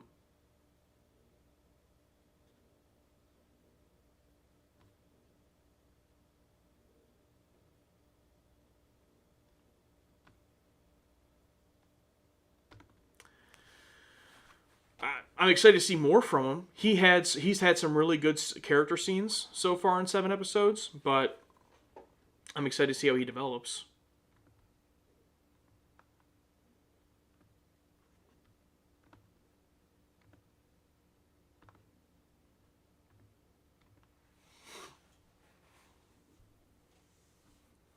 All new Doctor Who. Yeah, I said it earlier, but yeah, we have gotten through our first batch of PO Box fan mail, and videos are coming. They're going to be in shorts format. We filmed them vertically, and they're gonna be individual videos. So each piece of fan mail will have its own short, and those will be posted very soon. So that'll be fun. And I figured instead of waiting months, you know, weeks or months to put everything into one 10-minute video, it'd be cool to just give everyone its own video. So and it gives us a reason to do shorts besides edits, Star Trek edits. So that'll be fun. Josh says, did you pick up on the 26-hour day? We did not at first, and it was funny because a character says in one of the episodes, you have 26 hours to get off my station, or something like that. And we were both like, why 26 hours? Like, we thought it was so random. But then eventually another character says 52 hours. And we were like, why 52 hours? And we were like, and I'm like, okay, wait, that's 2 times 26. That must be 2. I'm like, 26 hours must be their day.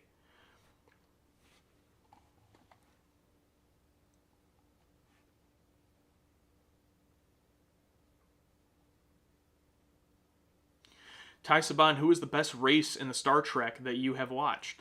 Best race? That's a questionable way to put it. I'll say my favorite alien is I don't know. I don't know. That's tough. I mean, first gut instinct, I've always been a defender for the Andorians. I wish we had more Andorians. I really like them, that design and everything. But in terms of like actually characters that we have seen that I think are good characters, I think I just feel like I have to go Vulcan, right? I mean, the Vulcan, it's the OG alien, and it's just so fascinating. No pun intended. You know, just when you meet a Vulcan character, and yeah, I probably have to go Vulcan.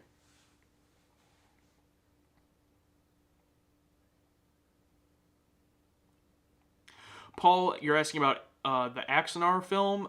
Yeah, we thought about watching that, and then people told us there's a bunch of later on actors who make cameos that wouldn't necessarily be a spoiler, but we wouldn't like have any type of reaction or pop to those actors. So we are just kind of putting all fan-made stuff besides Star Trek Continues on hold until we get to later in the journey. And then as far as Star Trek Continues, we do plan to watch more of that eventually.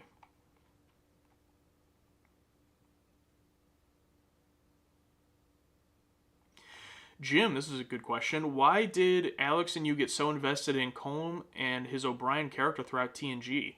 He just always seemed like a great guy. And like just always seemed like the most, this sounds weird, but like the most down to earth is a funny way to put it for a spaceship. Like he just seemed like a guy you'd hang out with and have a beer. I mean, we felt the same way about Scotty and TOS, right? Where it's like, yeah, this guy's smart, you know. He's the transporter guy. He's obviously smart. But he came off the most, like, down to earth if you were to hang out with him. Plus, every other time someone else was on the transporter, they mess it up.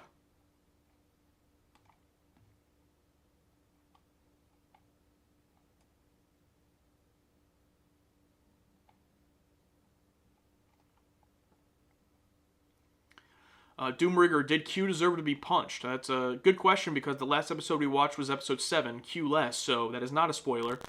Because as the last episode we watched, Q always deserves to be punched. As much as I love John Delancey, Q is an ass.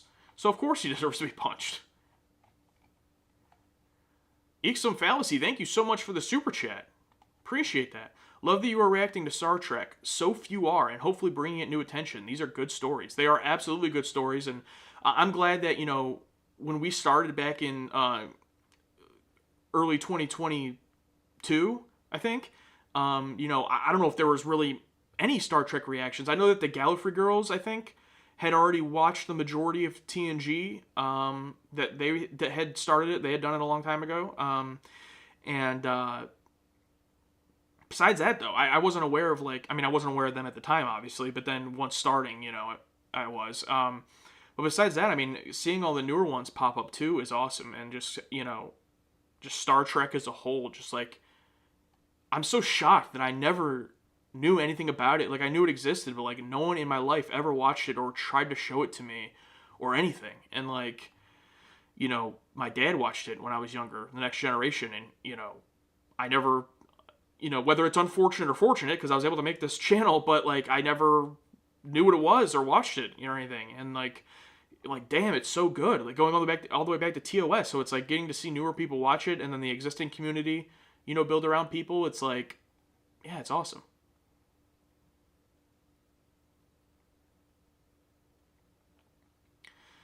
And thank you so much for that super chat. Super generous. Thank you.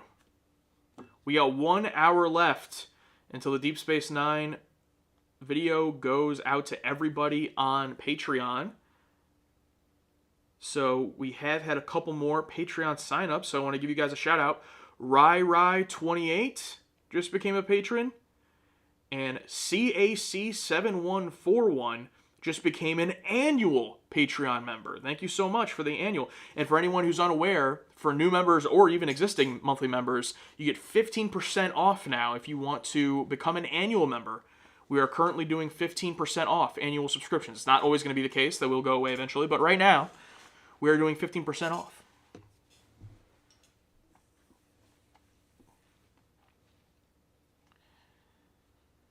Josh says, do you want more holodeck shenanigans in DS9, or has it overstayed its welcome? No, I wouldn't say it's overstayed its welcome at all. I'm always open for more holodeck shenanigans. I think it's awesome that in Deep Space Nine, not only do they have it there, which I think is awesome, but the fact that they call it a holo suite, because it's a suite, because there are no decks, because they're not on a spaceship. Just great awareness by the show and the writers to call it a holo suite is pretty cool. We haven't seen a ton of it, though, yet in DS9. We saw there's one plot, you know, spoilers, I guess, if you haven't watched the show, but there's an upcoming episode with a murder mystery-esque plot, and the murder takes place in a holo suite. Besides that, though, we haven't seen a ton of, like, holodeck stuff yet.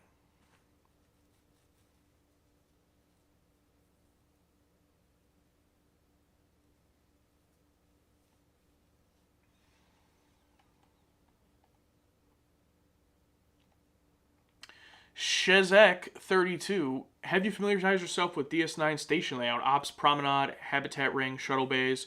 I mean, if you're talking about like where stuff is or how it's organized, no, I haven't familiarized myself with how the TNG Enterprise is organized. I don't know where stuff is. I don't think I really, if I'm not a ship guy, so I don't know if that's really important to me watching the show to know where stuff is, but I familiarize myself in the sense that I like the promenade. I like, I don't like ops that much in terms of a design, but I get it. I get what it is.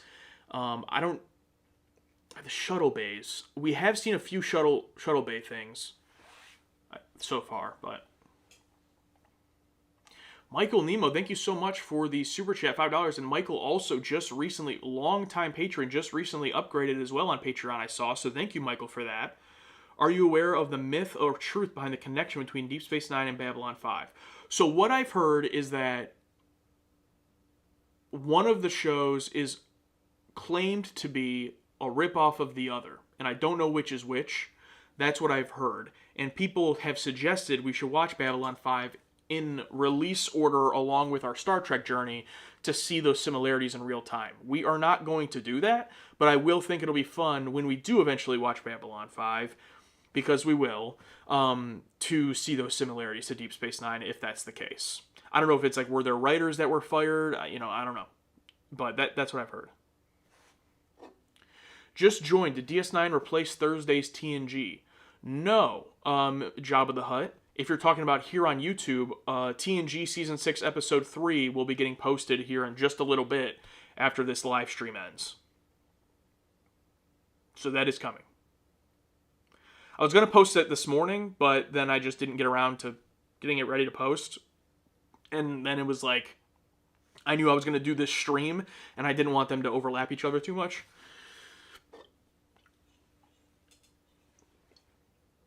So you get 3 episodes and this live stream. So that's pretty cool, right? Oh, on Patreon? Oh wait, first of all, thank you for Michael, another super chat. It said B5 was pitched to Paramount and they passed on it and then created their own. Wow. That's crazy. If true. Jabba the Hutt says no on Patreon. So on Patreon, DS9... So it's not necessarily that it took the Thursday spot. Our Star Trek journey is going in release order, and it's going to be moving forward Thursday, Saturday, and Sunday.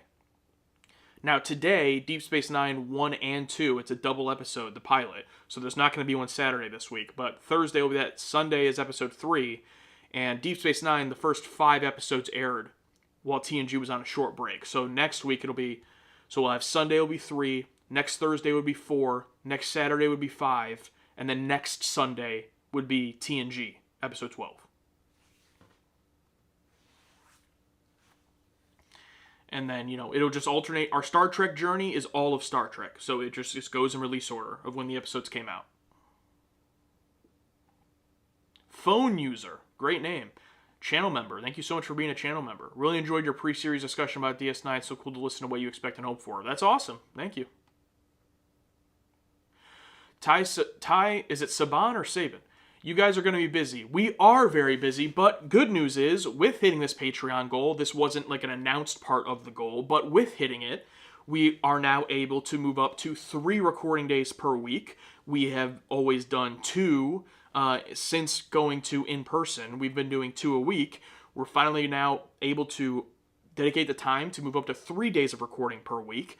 So that means... Before, it was 1 Star Trek day a week where we would try to fit in 3 episodes, but a lot of times could only fit in 2.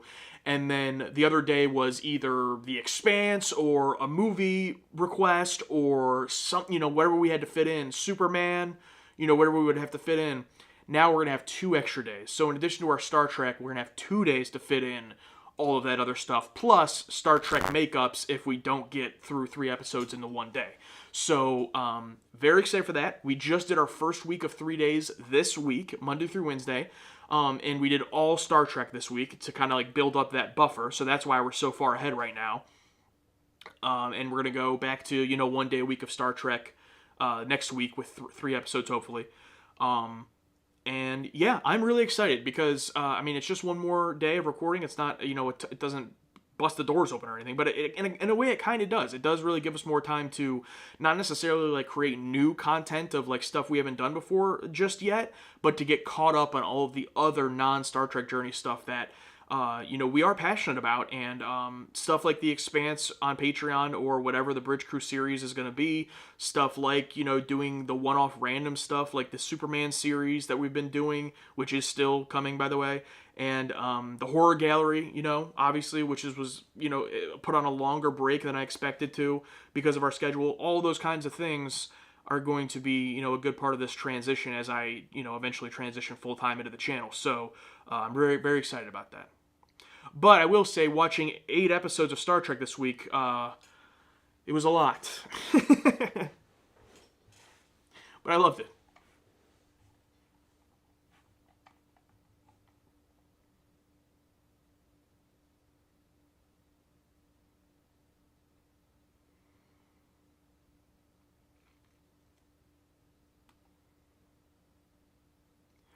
Ryan, have you ever met a fan in a random place? No, actually. And I know that we have had some comments from people who say they're from, Ohio, which is where we're in. We're in Ohio, but I've never actually ran into anybody. If anyone's ever seen me anywhere, they've never said anything to me. So, but again, we're not the biggest channel. It's not like I'm expecting to go outside and be meeting people all the time. But no, it has not happened. James says he watches 5 Star Trek episodes per week. Based.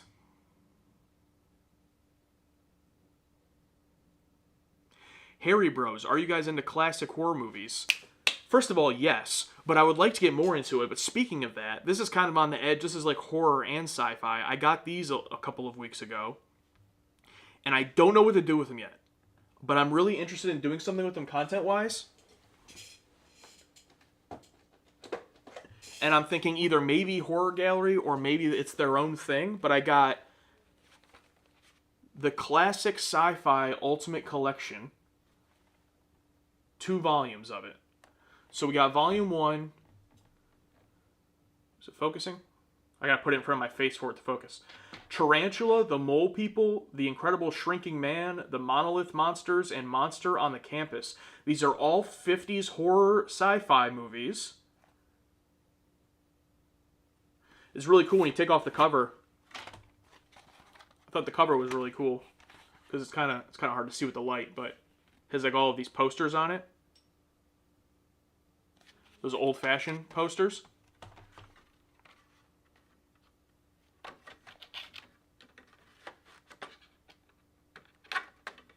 Oh my god! Oh my god! Come on! And then this one. Volume 2 is also all 50s movies, except for one of these is from the 40s. I don't remember which one, but Dr. Cyclops, Cult of the Cobra, The Land Unknown, The Deadly Mantis, The Leech Woman. These are all from the 50s as well, except for one of them's from the 40s. I think these are released by Universal, so I think they're all Universal classic monster movies. And I've really wanted to get into stuff like this. I haven't seen any of these. I haven't seen, like, when you talk about classic horror, like, my horror knowledge goes back to, like, the 70s, for the most part. Like, and even then, it's pretty sparse. Growing up in the, being born in the mid-90s, growing up in the 2000s, like, that's kind of my prime of where I got into horror. With the if you look back here, I mean, I do love some classics. I love Psycho. Psycho is one of my favorite movies of all time and stuff like that, but, the Screams, the I Know What You Did Last Summer, the Nightmare on Elm Street, like, those are the ones that I grew up with and love. But I really wanted to be getting into this stuff, and this is more in the sci-fi realm a little bit too. So I don't know what we're going to do with that, if it's just we pick some out and do for horror gallery entries, or if we do that as its own series of just, I don't know what we would call it.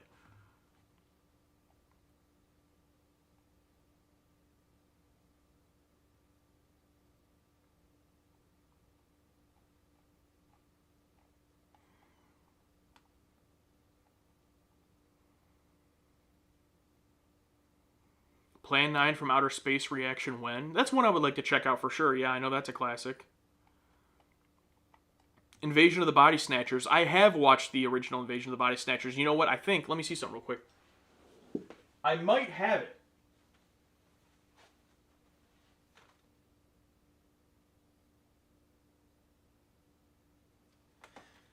You know what? I don't have it. I thought I might have it, but I don't.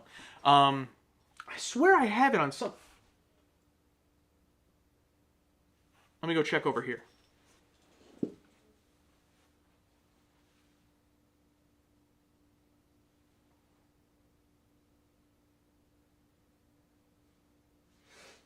No, I guess not. Everyone got to see my ass for a second. Anyway, the original one was the one with... What was his name? What's the guy's name from the original? The main guy. The actor. Kevin McCarthy, was that him?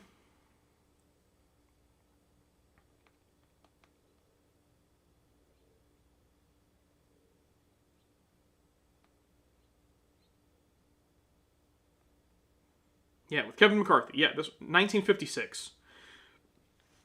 I did see that, and I do love it. I actually have not seen the more popular 1978 remake, which I see a few people here really like it. Chris, Cowclud, a few other people are saying that they like the 70s version. I know that's the more popular one. I have not seen that one yet, so I would like to react to that one eventually.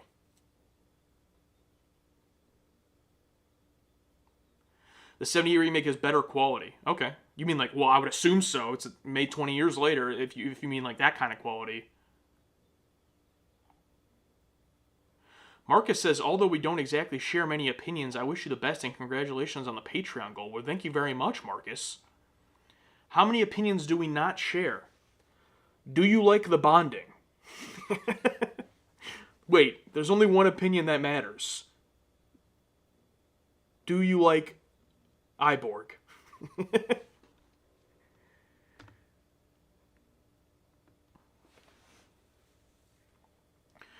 What is better, Alien or The Thing? Good question. Reminder to put Q, though, at the beginning of your messages if you want me to make sure that I see it. But Alien or The Thing? See, that's a tough one. Those are two great films. Personal preference, I would lean towards Alien. For me. Now, The Thing is one of Alex's favorite movies. The John Carpenter's The Thing, and if you were to make the argument that The Thing is like a better film, I can agree with that. I can see where you're coming from. For me, Alien is one of the scariest films ever. That is like my worst nightmare. Like to be on a spaceship with an alien by myself.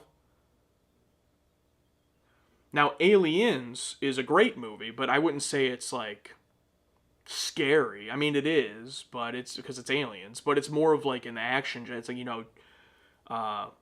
James Cameron, action. And it's good. It's still really good. But the original Alien, that's probably top 20 for me of films overall. And I've seen at least 30 or 40 films. So.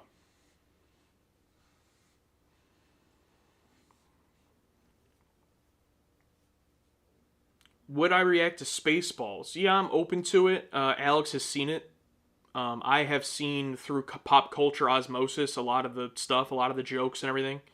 But I haven't seen the full movie. I wouldn't be against reacting to it, though.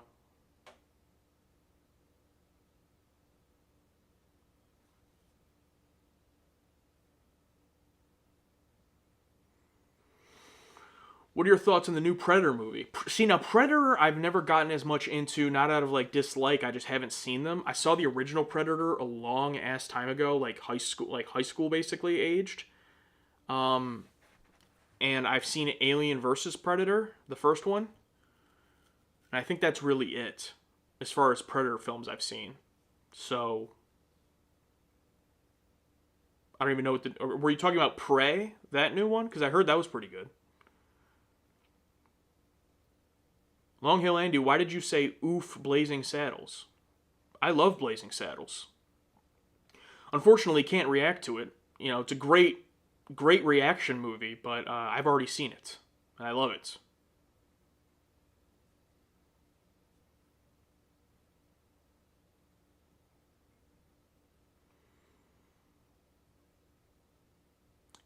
Michael says Aliens is better than Alien. Whew, okay. I mean, hey, I think they're both great films. I mean, I just think it's down to the preference. Aliens is my second favorite movie of all time. Okay. Right behind The Outlaw. Well, I've never seen The Outlaw, but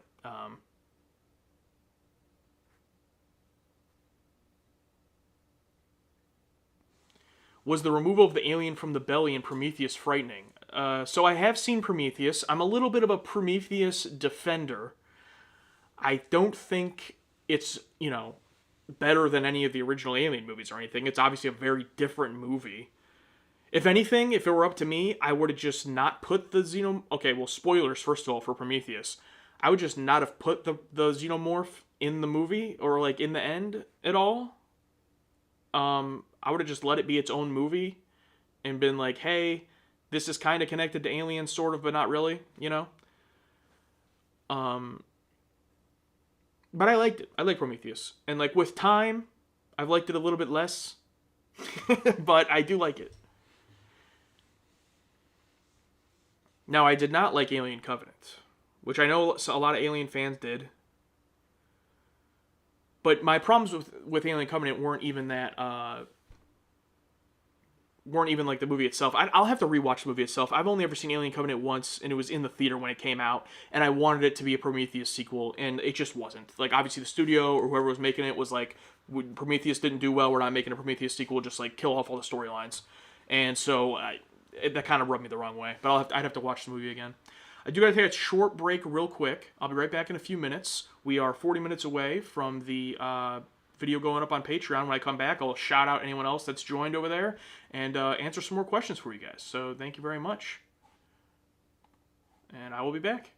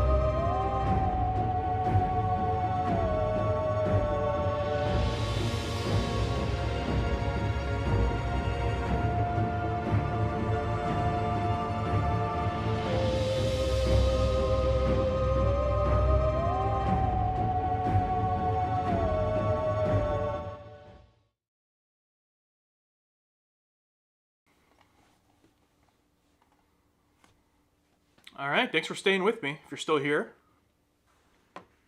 We are 35 minutes away from the debut of Deep Space Nine for the Patreon. It's up there now for early access members. And we did get one new member while I stepped away. Joey Nickel, or Nichel, is a audience member. Thank you so much, Joey, if you're here. And I think we got a couple super chats as well to catch up on. Another one from Ixum Fallacy. I love Prometheus. High five, Prometheus, bro. All right, awesome. Thank you for another super chat. Sixto Reynoso, late as hell, but hello, everyone. Hello, Sixto. Sixto, I don't remember what episode it was, but you had a pretty good patron take recently. I read it in the video, so look out for that. I don't remember which one it was. Okay, run down some of the stuff to go over in case people have new come in and didn't hear. So Deep Space Nine in just about a half an hour is going to go up on Patreon, the full uncut reaction to the 90-minute pilot. And episode 3 will go up on Sunday. Here on YouTube, we're going up to 3 episodes a week. So TNG Season 6, Episode 3 will be going up today, shortly after this stream. And then you can expect, continuing 3 episodes a week. Deep Space Nine, I think we went over the calendar. I think Deep Space Nine was going to be on like the 16th of May, I think we said. If you wait for it here on YouTube. But the edited version will be up much earlier over on Patreon where we're further ahead. Right now we have edits for up through Episode 6 of TNG Season 6 up over there. So working on 7 through 11 and then getting started with Deep Space Nine over there. If you want to ask me a question, you can either send in a super chat, I'll read it immediately, or put a Q, shout out John Delancey, at the beginning of your message so I know that it's a question you want me to read. And yeah, I think that's about it. So we got about another half hour. I'm going to wrap up the stream when that post goes live at 4 o'clock here. So we have about another half hour to answer your guys' questions. This is an Ask Me Anything, so it can be about Star Trek, Deep Space Nine specifically, but I'm not going to go into specific details. We've seen up through Episode 7 of Deep Space Nine is what we've watched. So Episode 7, the Q episode, Q-less, was the last one we watched. Please no details or spoilers for anything after that. And then TNG we've watched up through Episode 14. So that's where we're at currently. But it doesn't have, your question doesn't have to be about Star Trek. We were just talking about old sci-fi and horror movies, and then Alien, and then Predator. So we would talk about anything you guys want. Jan, thank you for being a channel member. Appreciate it. Not a question, but love the graphic during the break. Thank you. I had to reinstall OBS and kind of start from scratch because the last stream that I had, it crashed and I couldn't reopen it. It was a whole thing. And in doing that, I had to clear out all of my presets. So I basically had to recreate my preview screen and stuff from scratch, and I found that Royale video in my computer, we have Steve who helps us out with all of our graphics and things like that you see on the channel, probably comes from Steve, and he made me that one way back when we watched the Royale, and I still had that, so figured it was a fun one to use for the screen.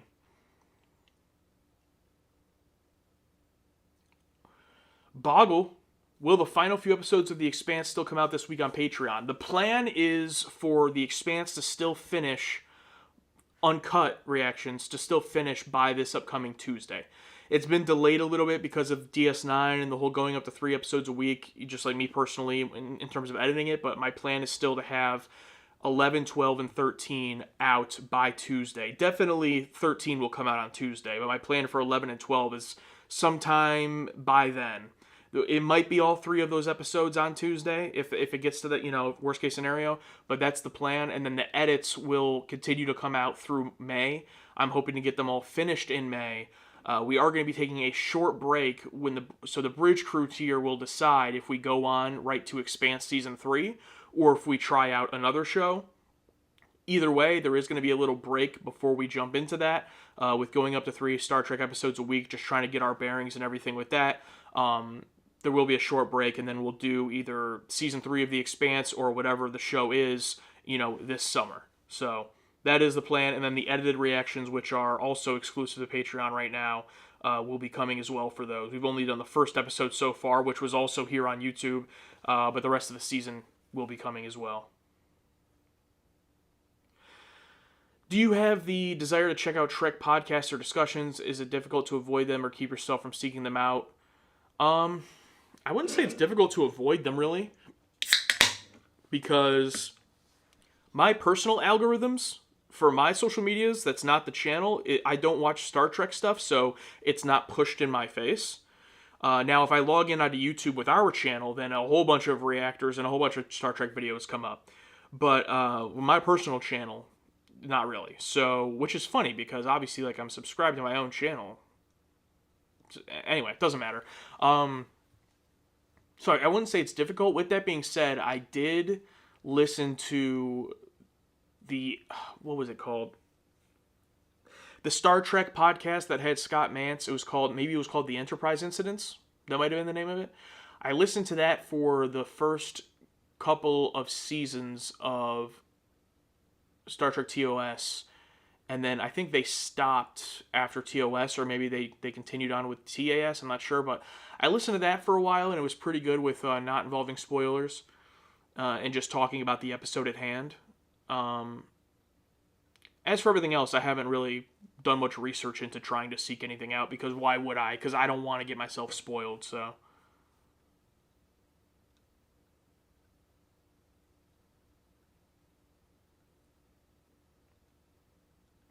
Michael Sheehan says the middle of Season 6 of TNG has some weak episodes, but the season ends very strong.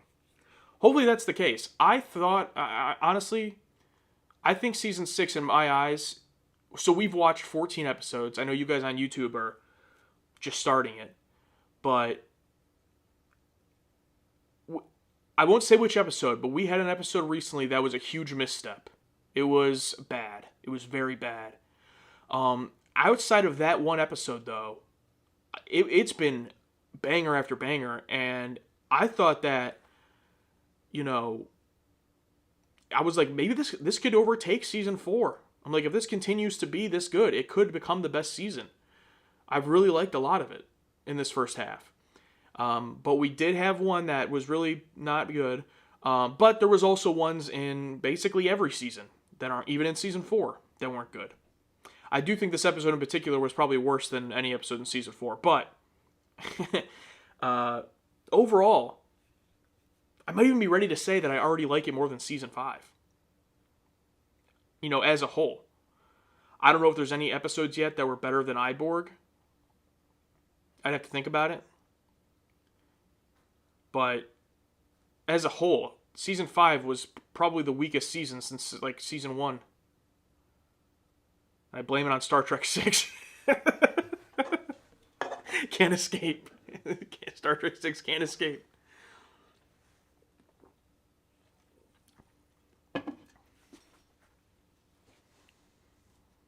Iborg is the best episode of all time. Yeah, Jamie, are you being serious or sarcastic? Because if you're being serious, it might be.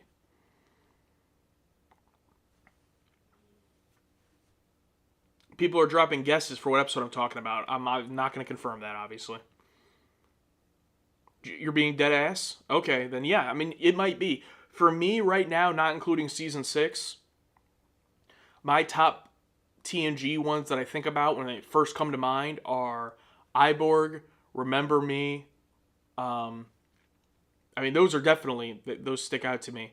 And then not counting Season 6, The Defector would be up there. See, this is why I rank everything and write everything down. Like, you guys say that I remember episode titles, but then when push comes to shove, I'm struggling to remember my favorite ones, the titles. Let's see. Remember Me, Iborg, The Emissary in Season 2. Like, low-key. The Kalar episode, of course. Redemption 2, obviously. The Drumhead was amazing. There's obviously The Wounded, The Defector, The Enemy, The Mind's Eye. There's a whole bunch of great ones. They're all in that mix. I'm going to love, though, when we finish the series, doing, our list for best of, and then also, I think we're going to do, a tier ranking of, so basically, we're going to have a tier ranking for every season. but then we're going to do tier ranking at the end of all of the S tiers. So it's going to be a tier list where we take all of our S tier episodes and make them on a tier list. But that tier list is going to be different, obviously. It's not going to be S through E. It's going to be a different setup. But I don't know what that'll be yet. But I think that'll be fun. All right, we got some super chats.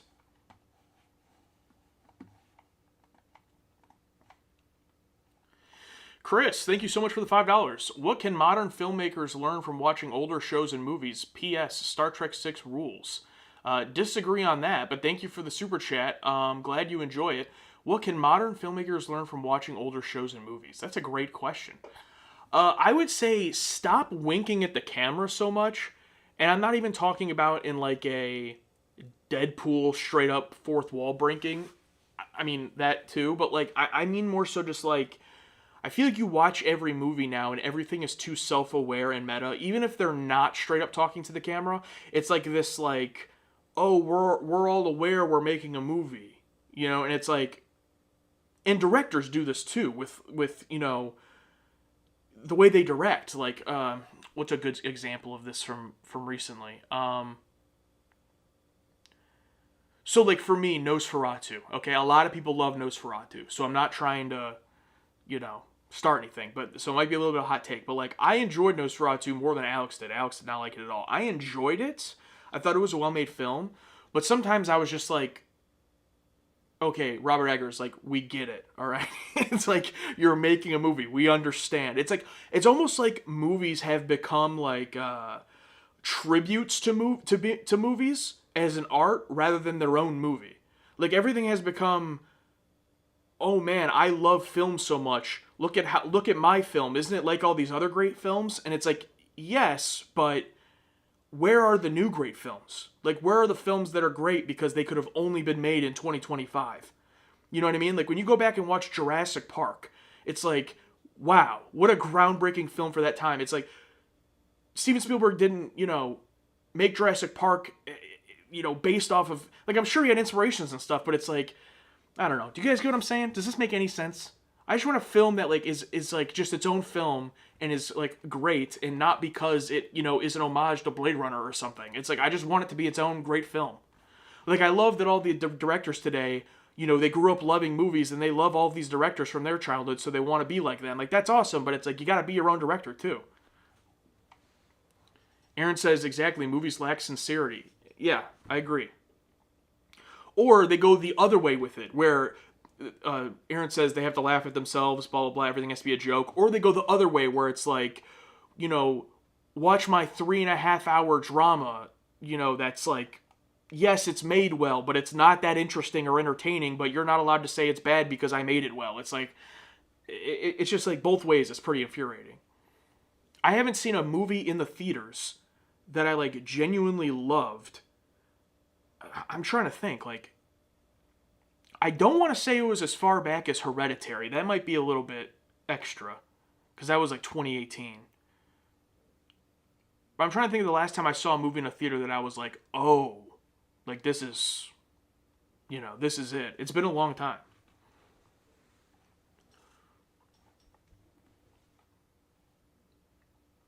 Anyway, great question. Great super chat. Empire Jeff, Picard and Sisko are both victims of the Borg. You're right. Yeah, you are correct. Yeah.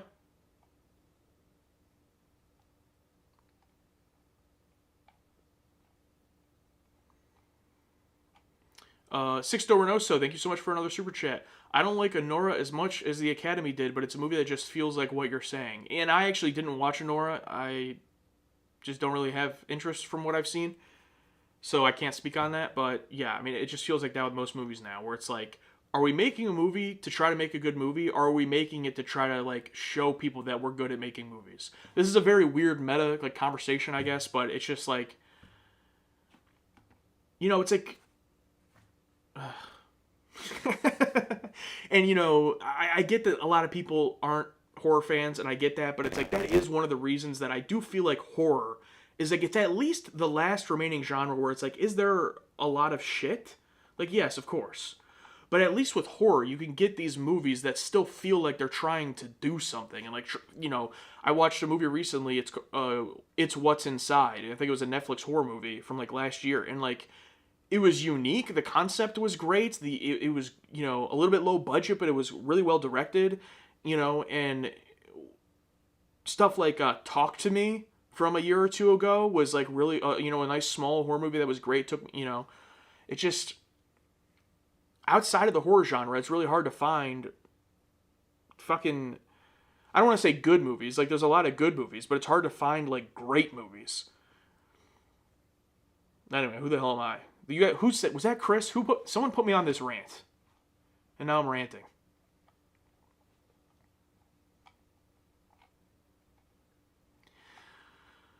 Bill says Arrival. Yeah, Arrival is my favorite movie of all time. So yeah.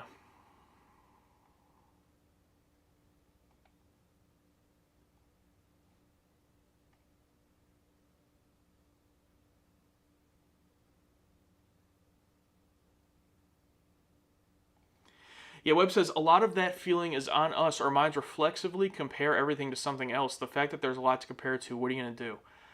I think that there's definitely something to be said of. I mean, look, there's just so much content out there, and movies have been being made at this point for what is it, close to 100 years, if not 100 years? I don't know.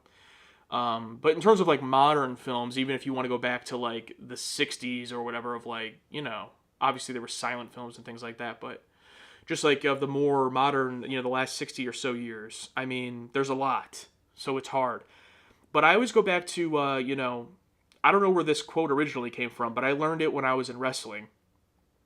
And someone said, "There's only 5 stories," and they named them out, and I don't remember what they were specifically, but it always stuck with me. It's like, there's only 5 stories, so nothing you ever do is going to be wholly original, and you have to be okay with that. And I think like South Park, right? I haven't seen a lot of South Park, but like I did, I've seen like the one where they talk, like The Simpsons did that already. Like that whole joke is like, about how everything copies off The Simpsons, but then they point out like, yeah, but actually The Simpsons got that inspiration from this, and it was actually this, and it's like everything's going to be, done already. But there's a difference, I think, between just accepting that as a fact versus like trying to intentionally do things because that's the way they were done.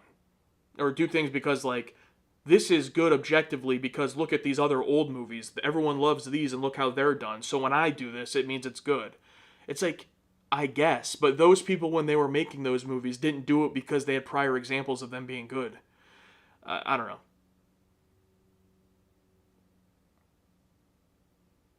Does any of this matter? Some believe there's one type of story, the hero's journey. Yeah, the hero's journey was one of them. Yeah, I'd have to look it up. If you Google the 5 stories, I'm gonna look it up real quick.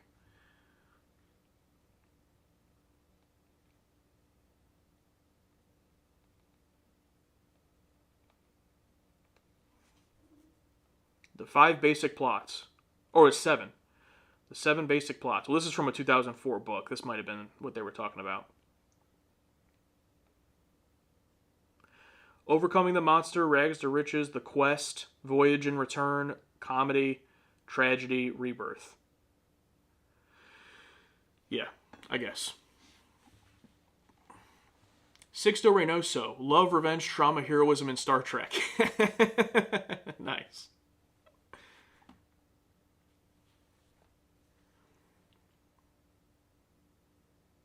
Best movie ever made, Enemy Mine. I do love Enemy Mine. It is a great movie.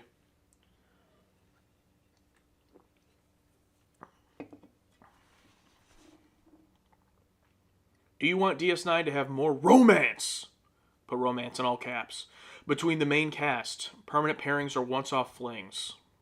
I mean, I'd be open for whatever. I mean, just whatever makes sense for the characters, and makes sense for what they want to do. We've definitely talked in the past about, like with TNG, we talked about how we were like, how come no one's ever like a couple on the Enterprise? But then they did Chief and Keiko. So it's like, oh, directly answering what we were talking about. Yeah, Doombringer says 15 minutes to go. You're correct. Daniel says Mulholland Drive. I love Mulholland Drive. I've said this before. Mulholland Drive is like the #1 movie I want to watch with Alex because he hasn't seen it. And I think he would hate it. But I love it so much, and we're usually on the same page all the time. Or for a lot of things. So I would love to show him that movie to see what he thinks. He knows I love it. But I don't love Mulholland Drive for like the reasons I normally love a movie. I love it like because it's David Lynch and he's like, rest in peace. But he was like this. He was just insane, and like I haven't seen a lot of David Lynch's stuff, but Mulholland Drive was like mind blowing when I saw it. I think I had to watch it. I watched it like 2 days in a row because the first time I was like, what? And then I watched it again the next day. I'm like, this might be one of the best movies I've ever seen, or it might be shit. I don't know. But either way, I love it.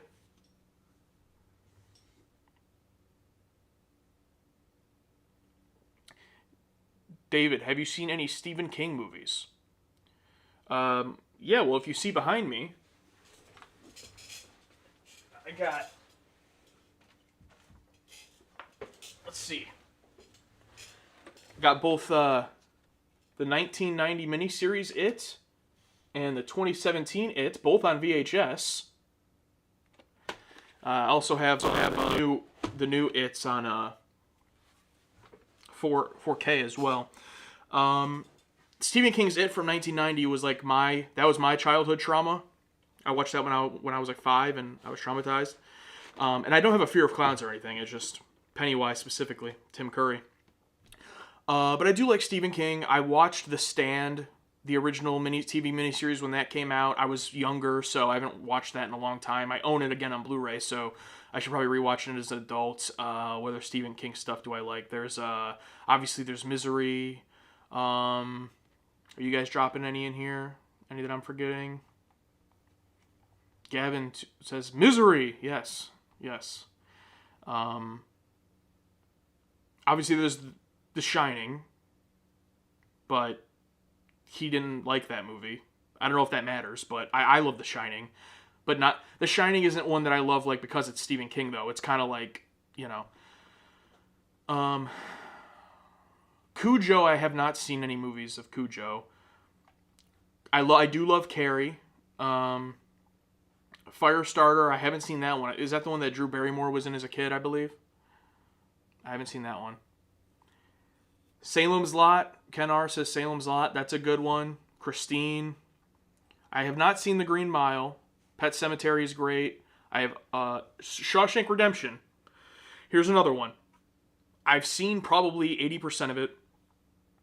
And I own it, and I know the story, but I've never sat down and watched the entire thing. It was one of those that, like, as a kid, the movie was always just, like, on TV.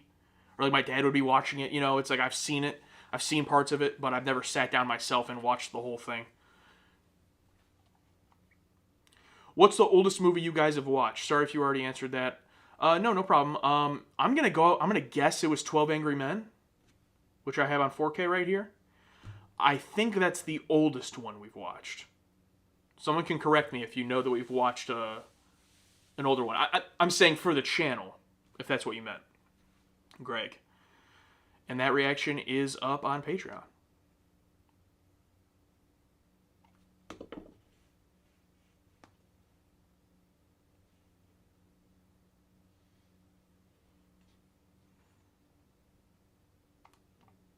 "12 Angry Men is shockingly good," says Adrian. Thank you for being a channel member. Yeah, 12 Angry Men is a perfect movie, Mr. Tickle Trunk says, and I agree. It became one of Alex's favorite movies. Alfred Hitchcock? Yeah, I love Alfred Hitchcock. I actually have right here. I love rolling. This is the only time I ever get to make use of any of these.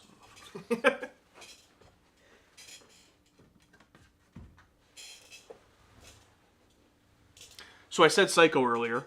You can't really see it because it's blurred, but I do have the first 3 Psychos on VHS back there. I also have a Psycho movie collection. I also have this Alfred Hitchcock collection because, to be honest, I have not dived into a ton of Hitchcock. There's a lot I have not seen yet. Alex has seen a lot of it, I believe. So like Rope, Rear Window, Vertigo, like these are all movies I'm aware of. North by Northwest, but I haven't really watched any of these in full. The Birds, like a lot of these I've never watched in full. But Psycho is one of my favorite movies of all time, and I also love Psycho 2 and 3. And I have also watched a couple episodes of the Alfred Hitchcock series, which I thought was pretty good. Bates Motel. Yeah, you can't see it, but I have. Or no, you can see it. It was right there next to it. It's right there. Full series on Blu-ray. I love Bates Motel. And Vera Farmiga, one of my favorite actresses. The Conjuring movies, obviously. She plays Norma Bates in Bates Motel.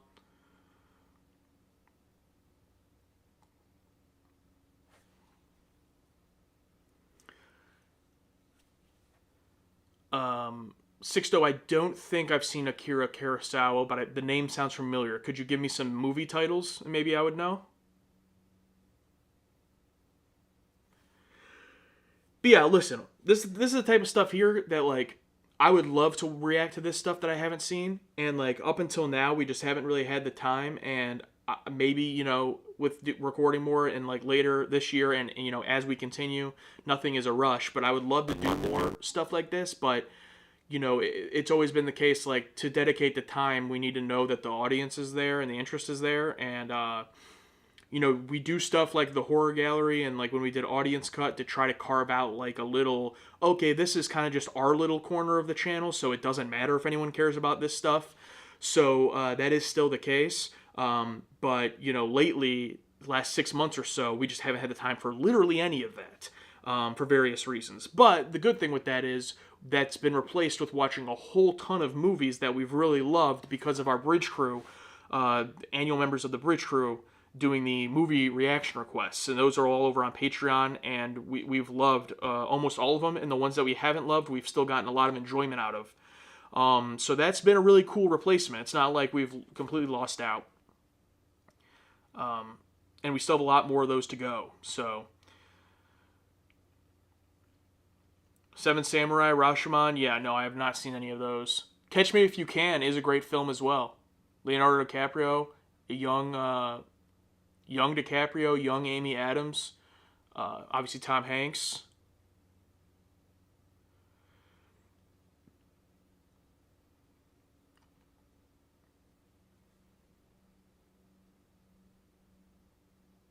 I have not seen the 97 remake of 12 Angry Men, no. It'd be interesting. The Martian is a great film as well, I agree. I like The Martian.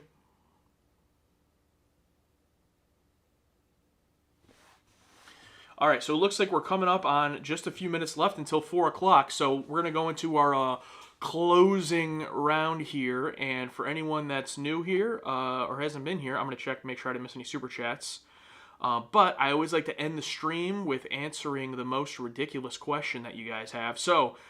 throw your questions, what you want your last question to be in the chat here, and in the next few minutes I will answer, I'll answer a couple of some really interesting questions. So you can make it Star Trek related, but usually these are more just focused on any random question. Like I've answered questions about food, questions about animals, questions about a whole bunch of different stuff. If Bridge Crew member goes to 1 year, are you still doing movies? Absolutely. So the Bridge Crew is sold out right now. But if you're in there and you're currently a monthly member and you move up to an annual member, you would then get a movie request. So that is absolutely something you could do. You would then, and you have to submit. There are annual members right now who still haven't even submitted their movie. So you don't get put in the queue until you actually submit the movie and we approve it. But then you would get put in the queue, and I think we have like 7 left that would be ahead of you in terms of what we've watched. So.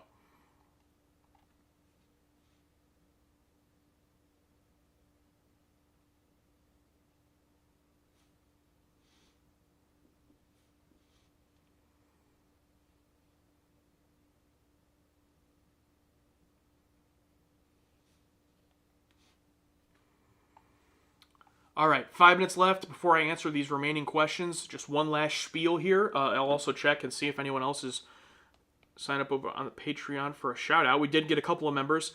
Bryant Kimball Bersach just became an audience member, and Kenneth Elder just became an audience member. Thank you guys. In just 5 minutes, the DS9 pilot, the full watch along to the 90-minute pilot, not the 2 parts, not the 2 separate episodes, but the 90-minute version. Full watch along of that going up on Patreon for all members. Target demographic and above do get early access, so they've had that since yesterday, and they will continue to have those a day early for the future ones. Episode 3 will go up on Saturday for early access and then Sunday for everyone. Here on YouTube, we're moving up to 3 a week. Season 6, Episode 3 of TNG will be posted here on YouTube in just a few minutes, shortly after this stream ends. And we're really excited. We're really excited. We've been loving both shows recently, and this has been our biggest month on Patreon, thanks in a large part due to Deep Space Nine, but just in general, you know, stuff like Chain of Command and things too gave us good responses. So really excited for all that stuff to come to YouTube, and also excited just to continue with the momentum we've had and growing this community. So I appreciate all you guys, and if you want to check out Deep Space Nine, you can head over to Patreon, or you can wait a little under a month, 3 or weeks or so, and it'll start coming here to YouTube. Okay, let's start answering these questions. Ken R., was this the worst WrestleMania ever? No, the worst WrestleManias ever were WrestleMania 9 and WrestleMania 27. Gavin Hewitt, also WrestleMania... yeah, I'm just going to stick with those two, yeah. Let's see. Gavin, would you rather 4 legs and no arms, or 4 arms and no legs? Obviously 4 legs. Most animals have 4 legs. 4 arms, it doesn't seem like it would work. Adrian, I like this question. Hunger Games, but all the participants are main cast Trek characters. Who is the last one standing? If it's main cast, then Data.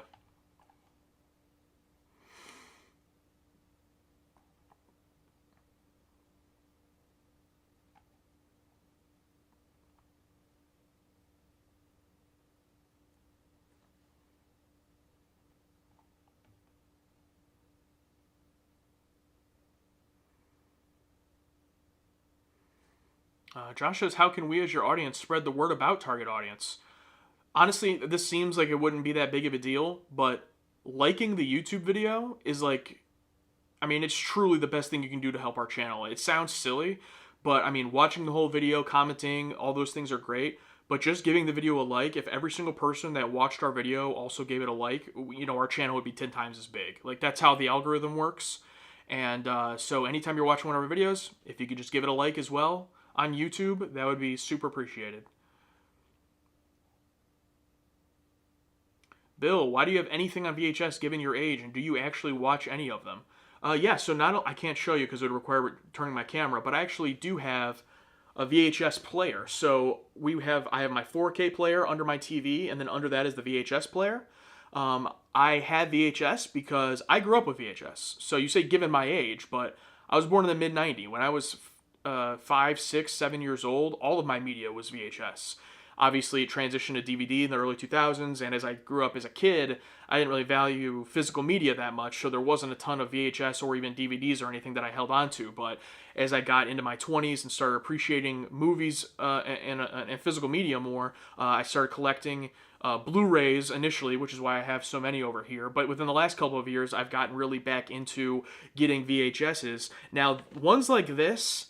Now, I have actually watched this, so when I put this in, I know for a fact, like, this one does still work, but if I'm buying a VHS that was released like this years ago, I don't have high hopes that they're all going to still work. So, like, older original VHS like this, yeah, a big part of it is to just have it to be on display, but I have a lot of newer movie VHS like these. I have Nope, I have a few other ones that I buy through, there's just different people online. This one and a lot of the ones I have are from someone called Caddy Video, Kadi Video on Instagram, and she makes current movies on VHS. There's a lot of people that do that as kind of like a service for physical media. I think it's really cool, and I like how they look. Like, it's a nice big box. Like, it's awesome. A lot of Blu-ray and 4K stuff sucks now when it comes to the design of the cover. No one ever really tries anymore.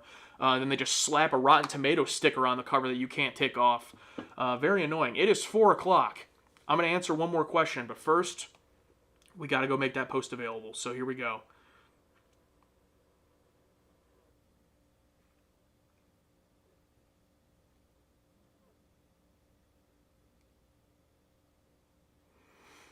This is how I do most of the stuff for the channel, right here from my phone.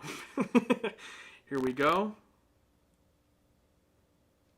And that is now posted. It is now up on Patreon.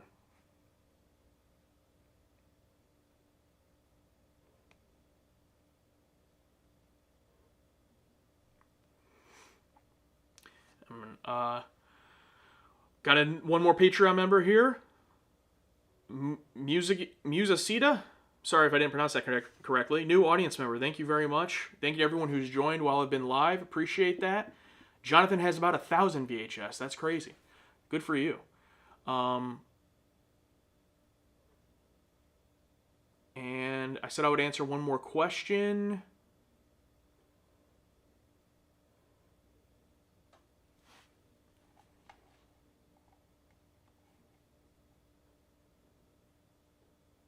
Sixto says, would you rather take a drop kick from Kirk or a palm up or a palm strike from Riker?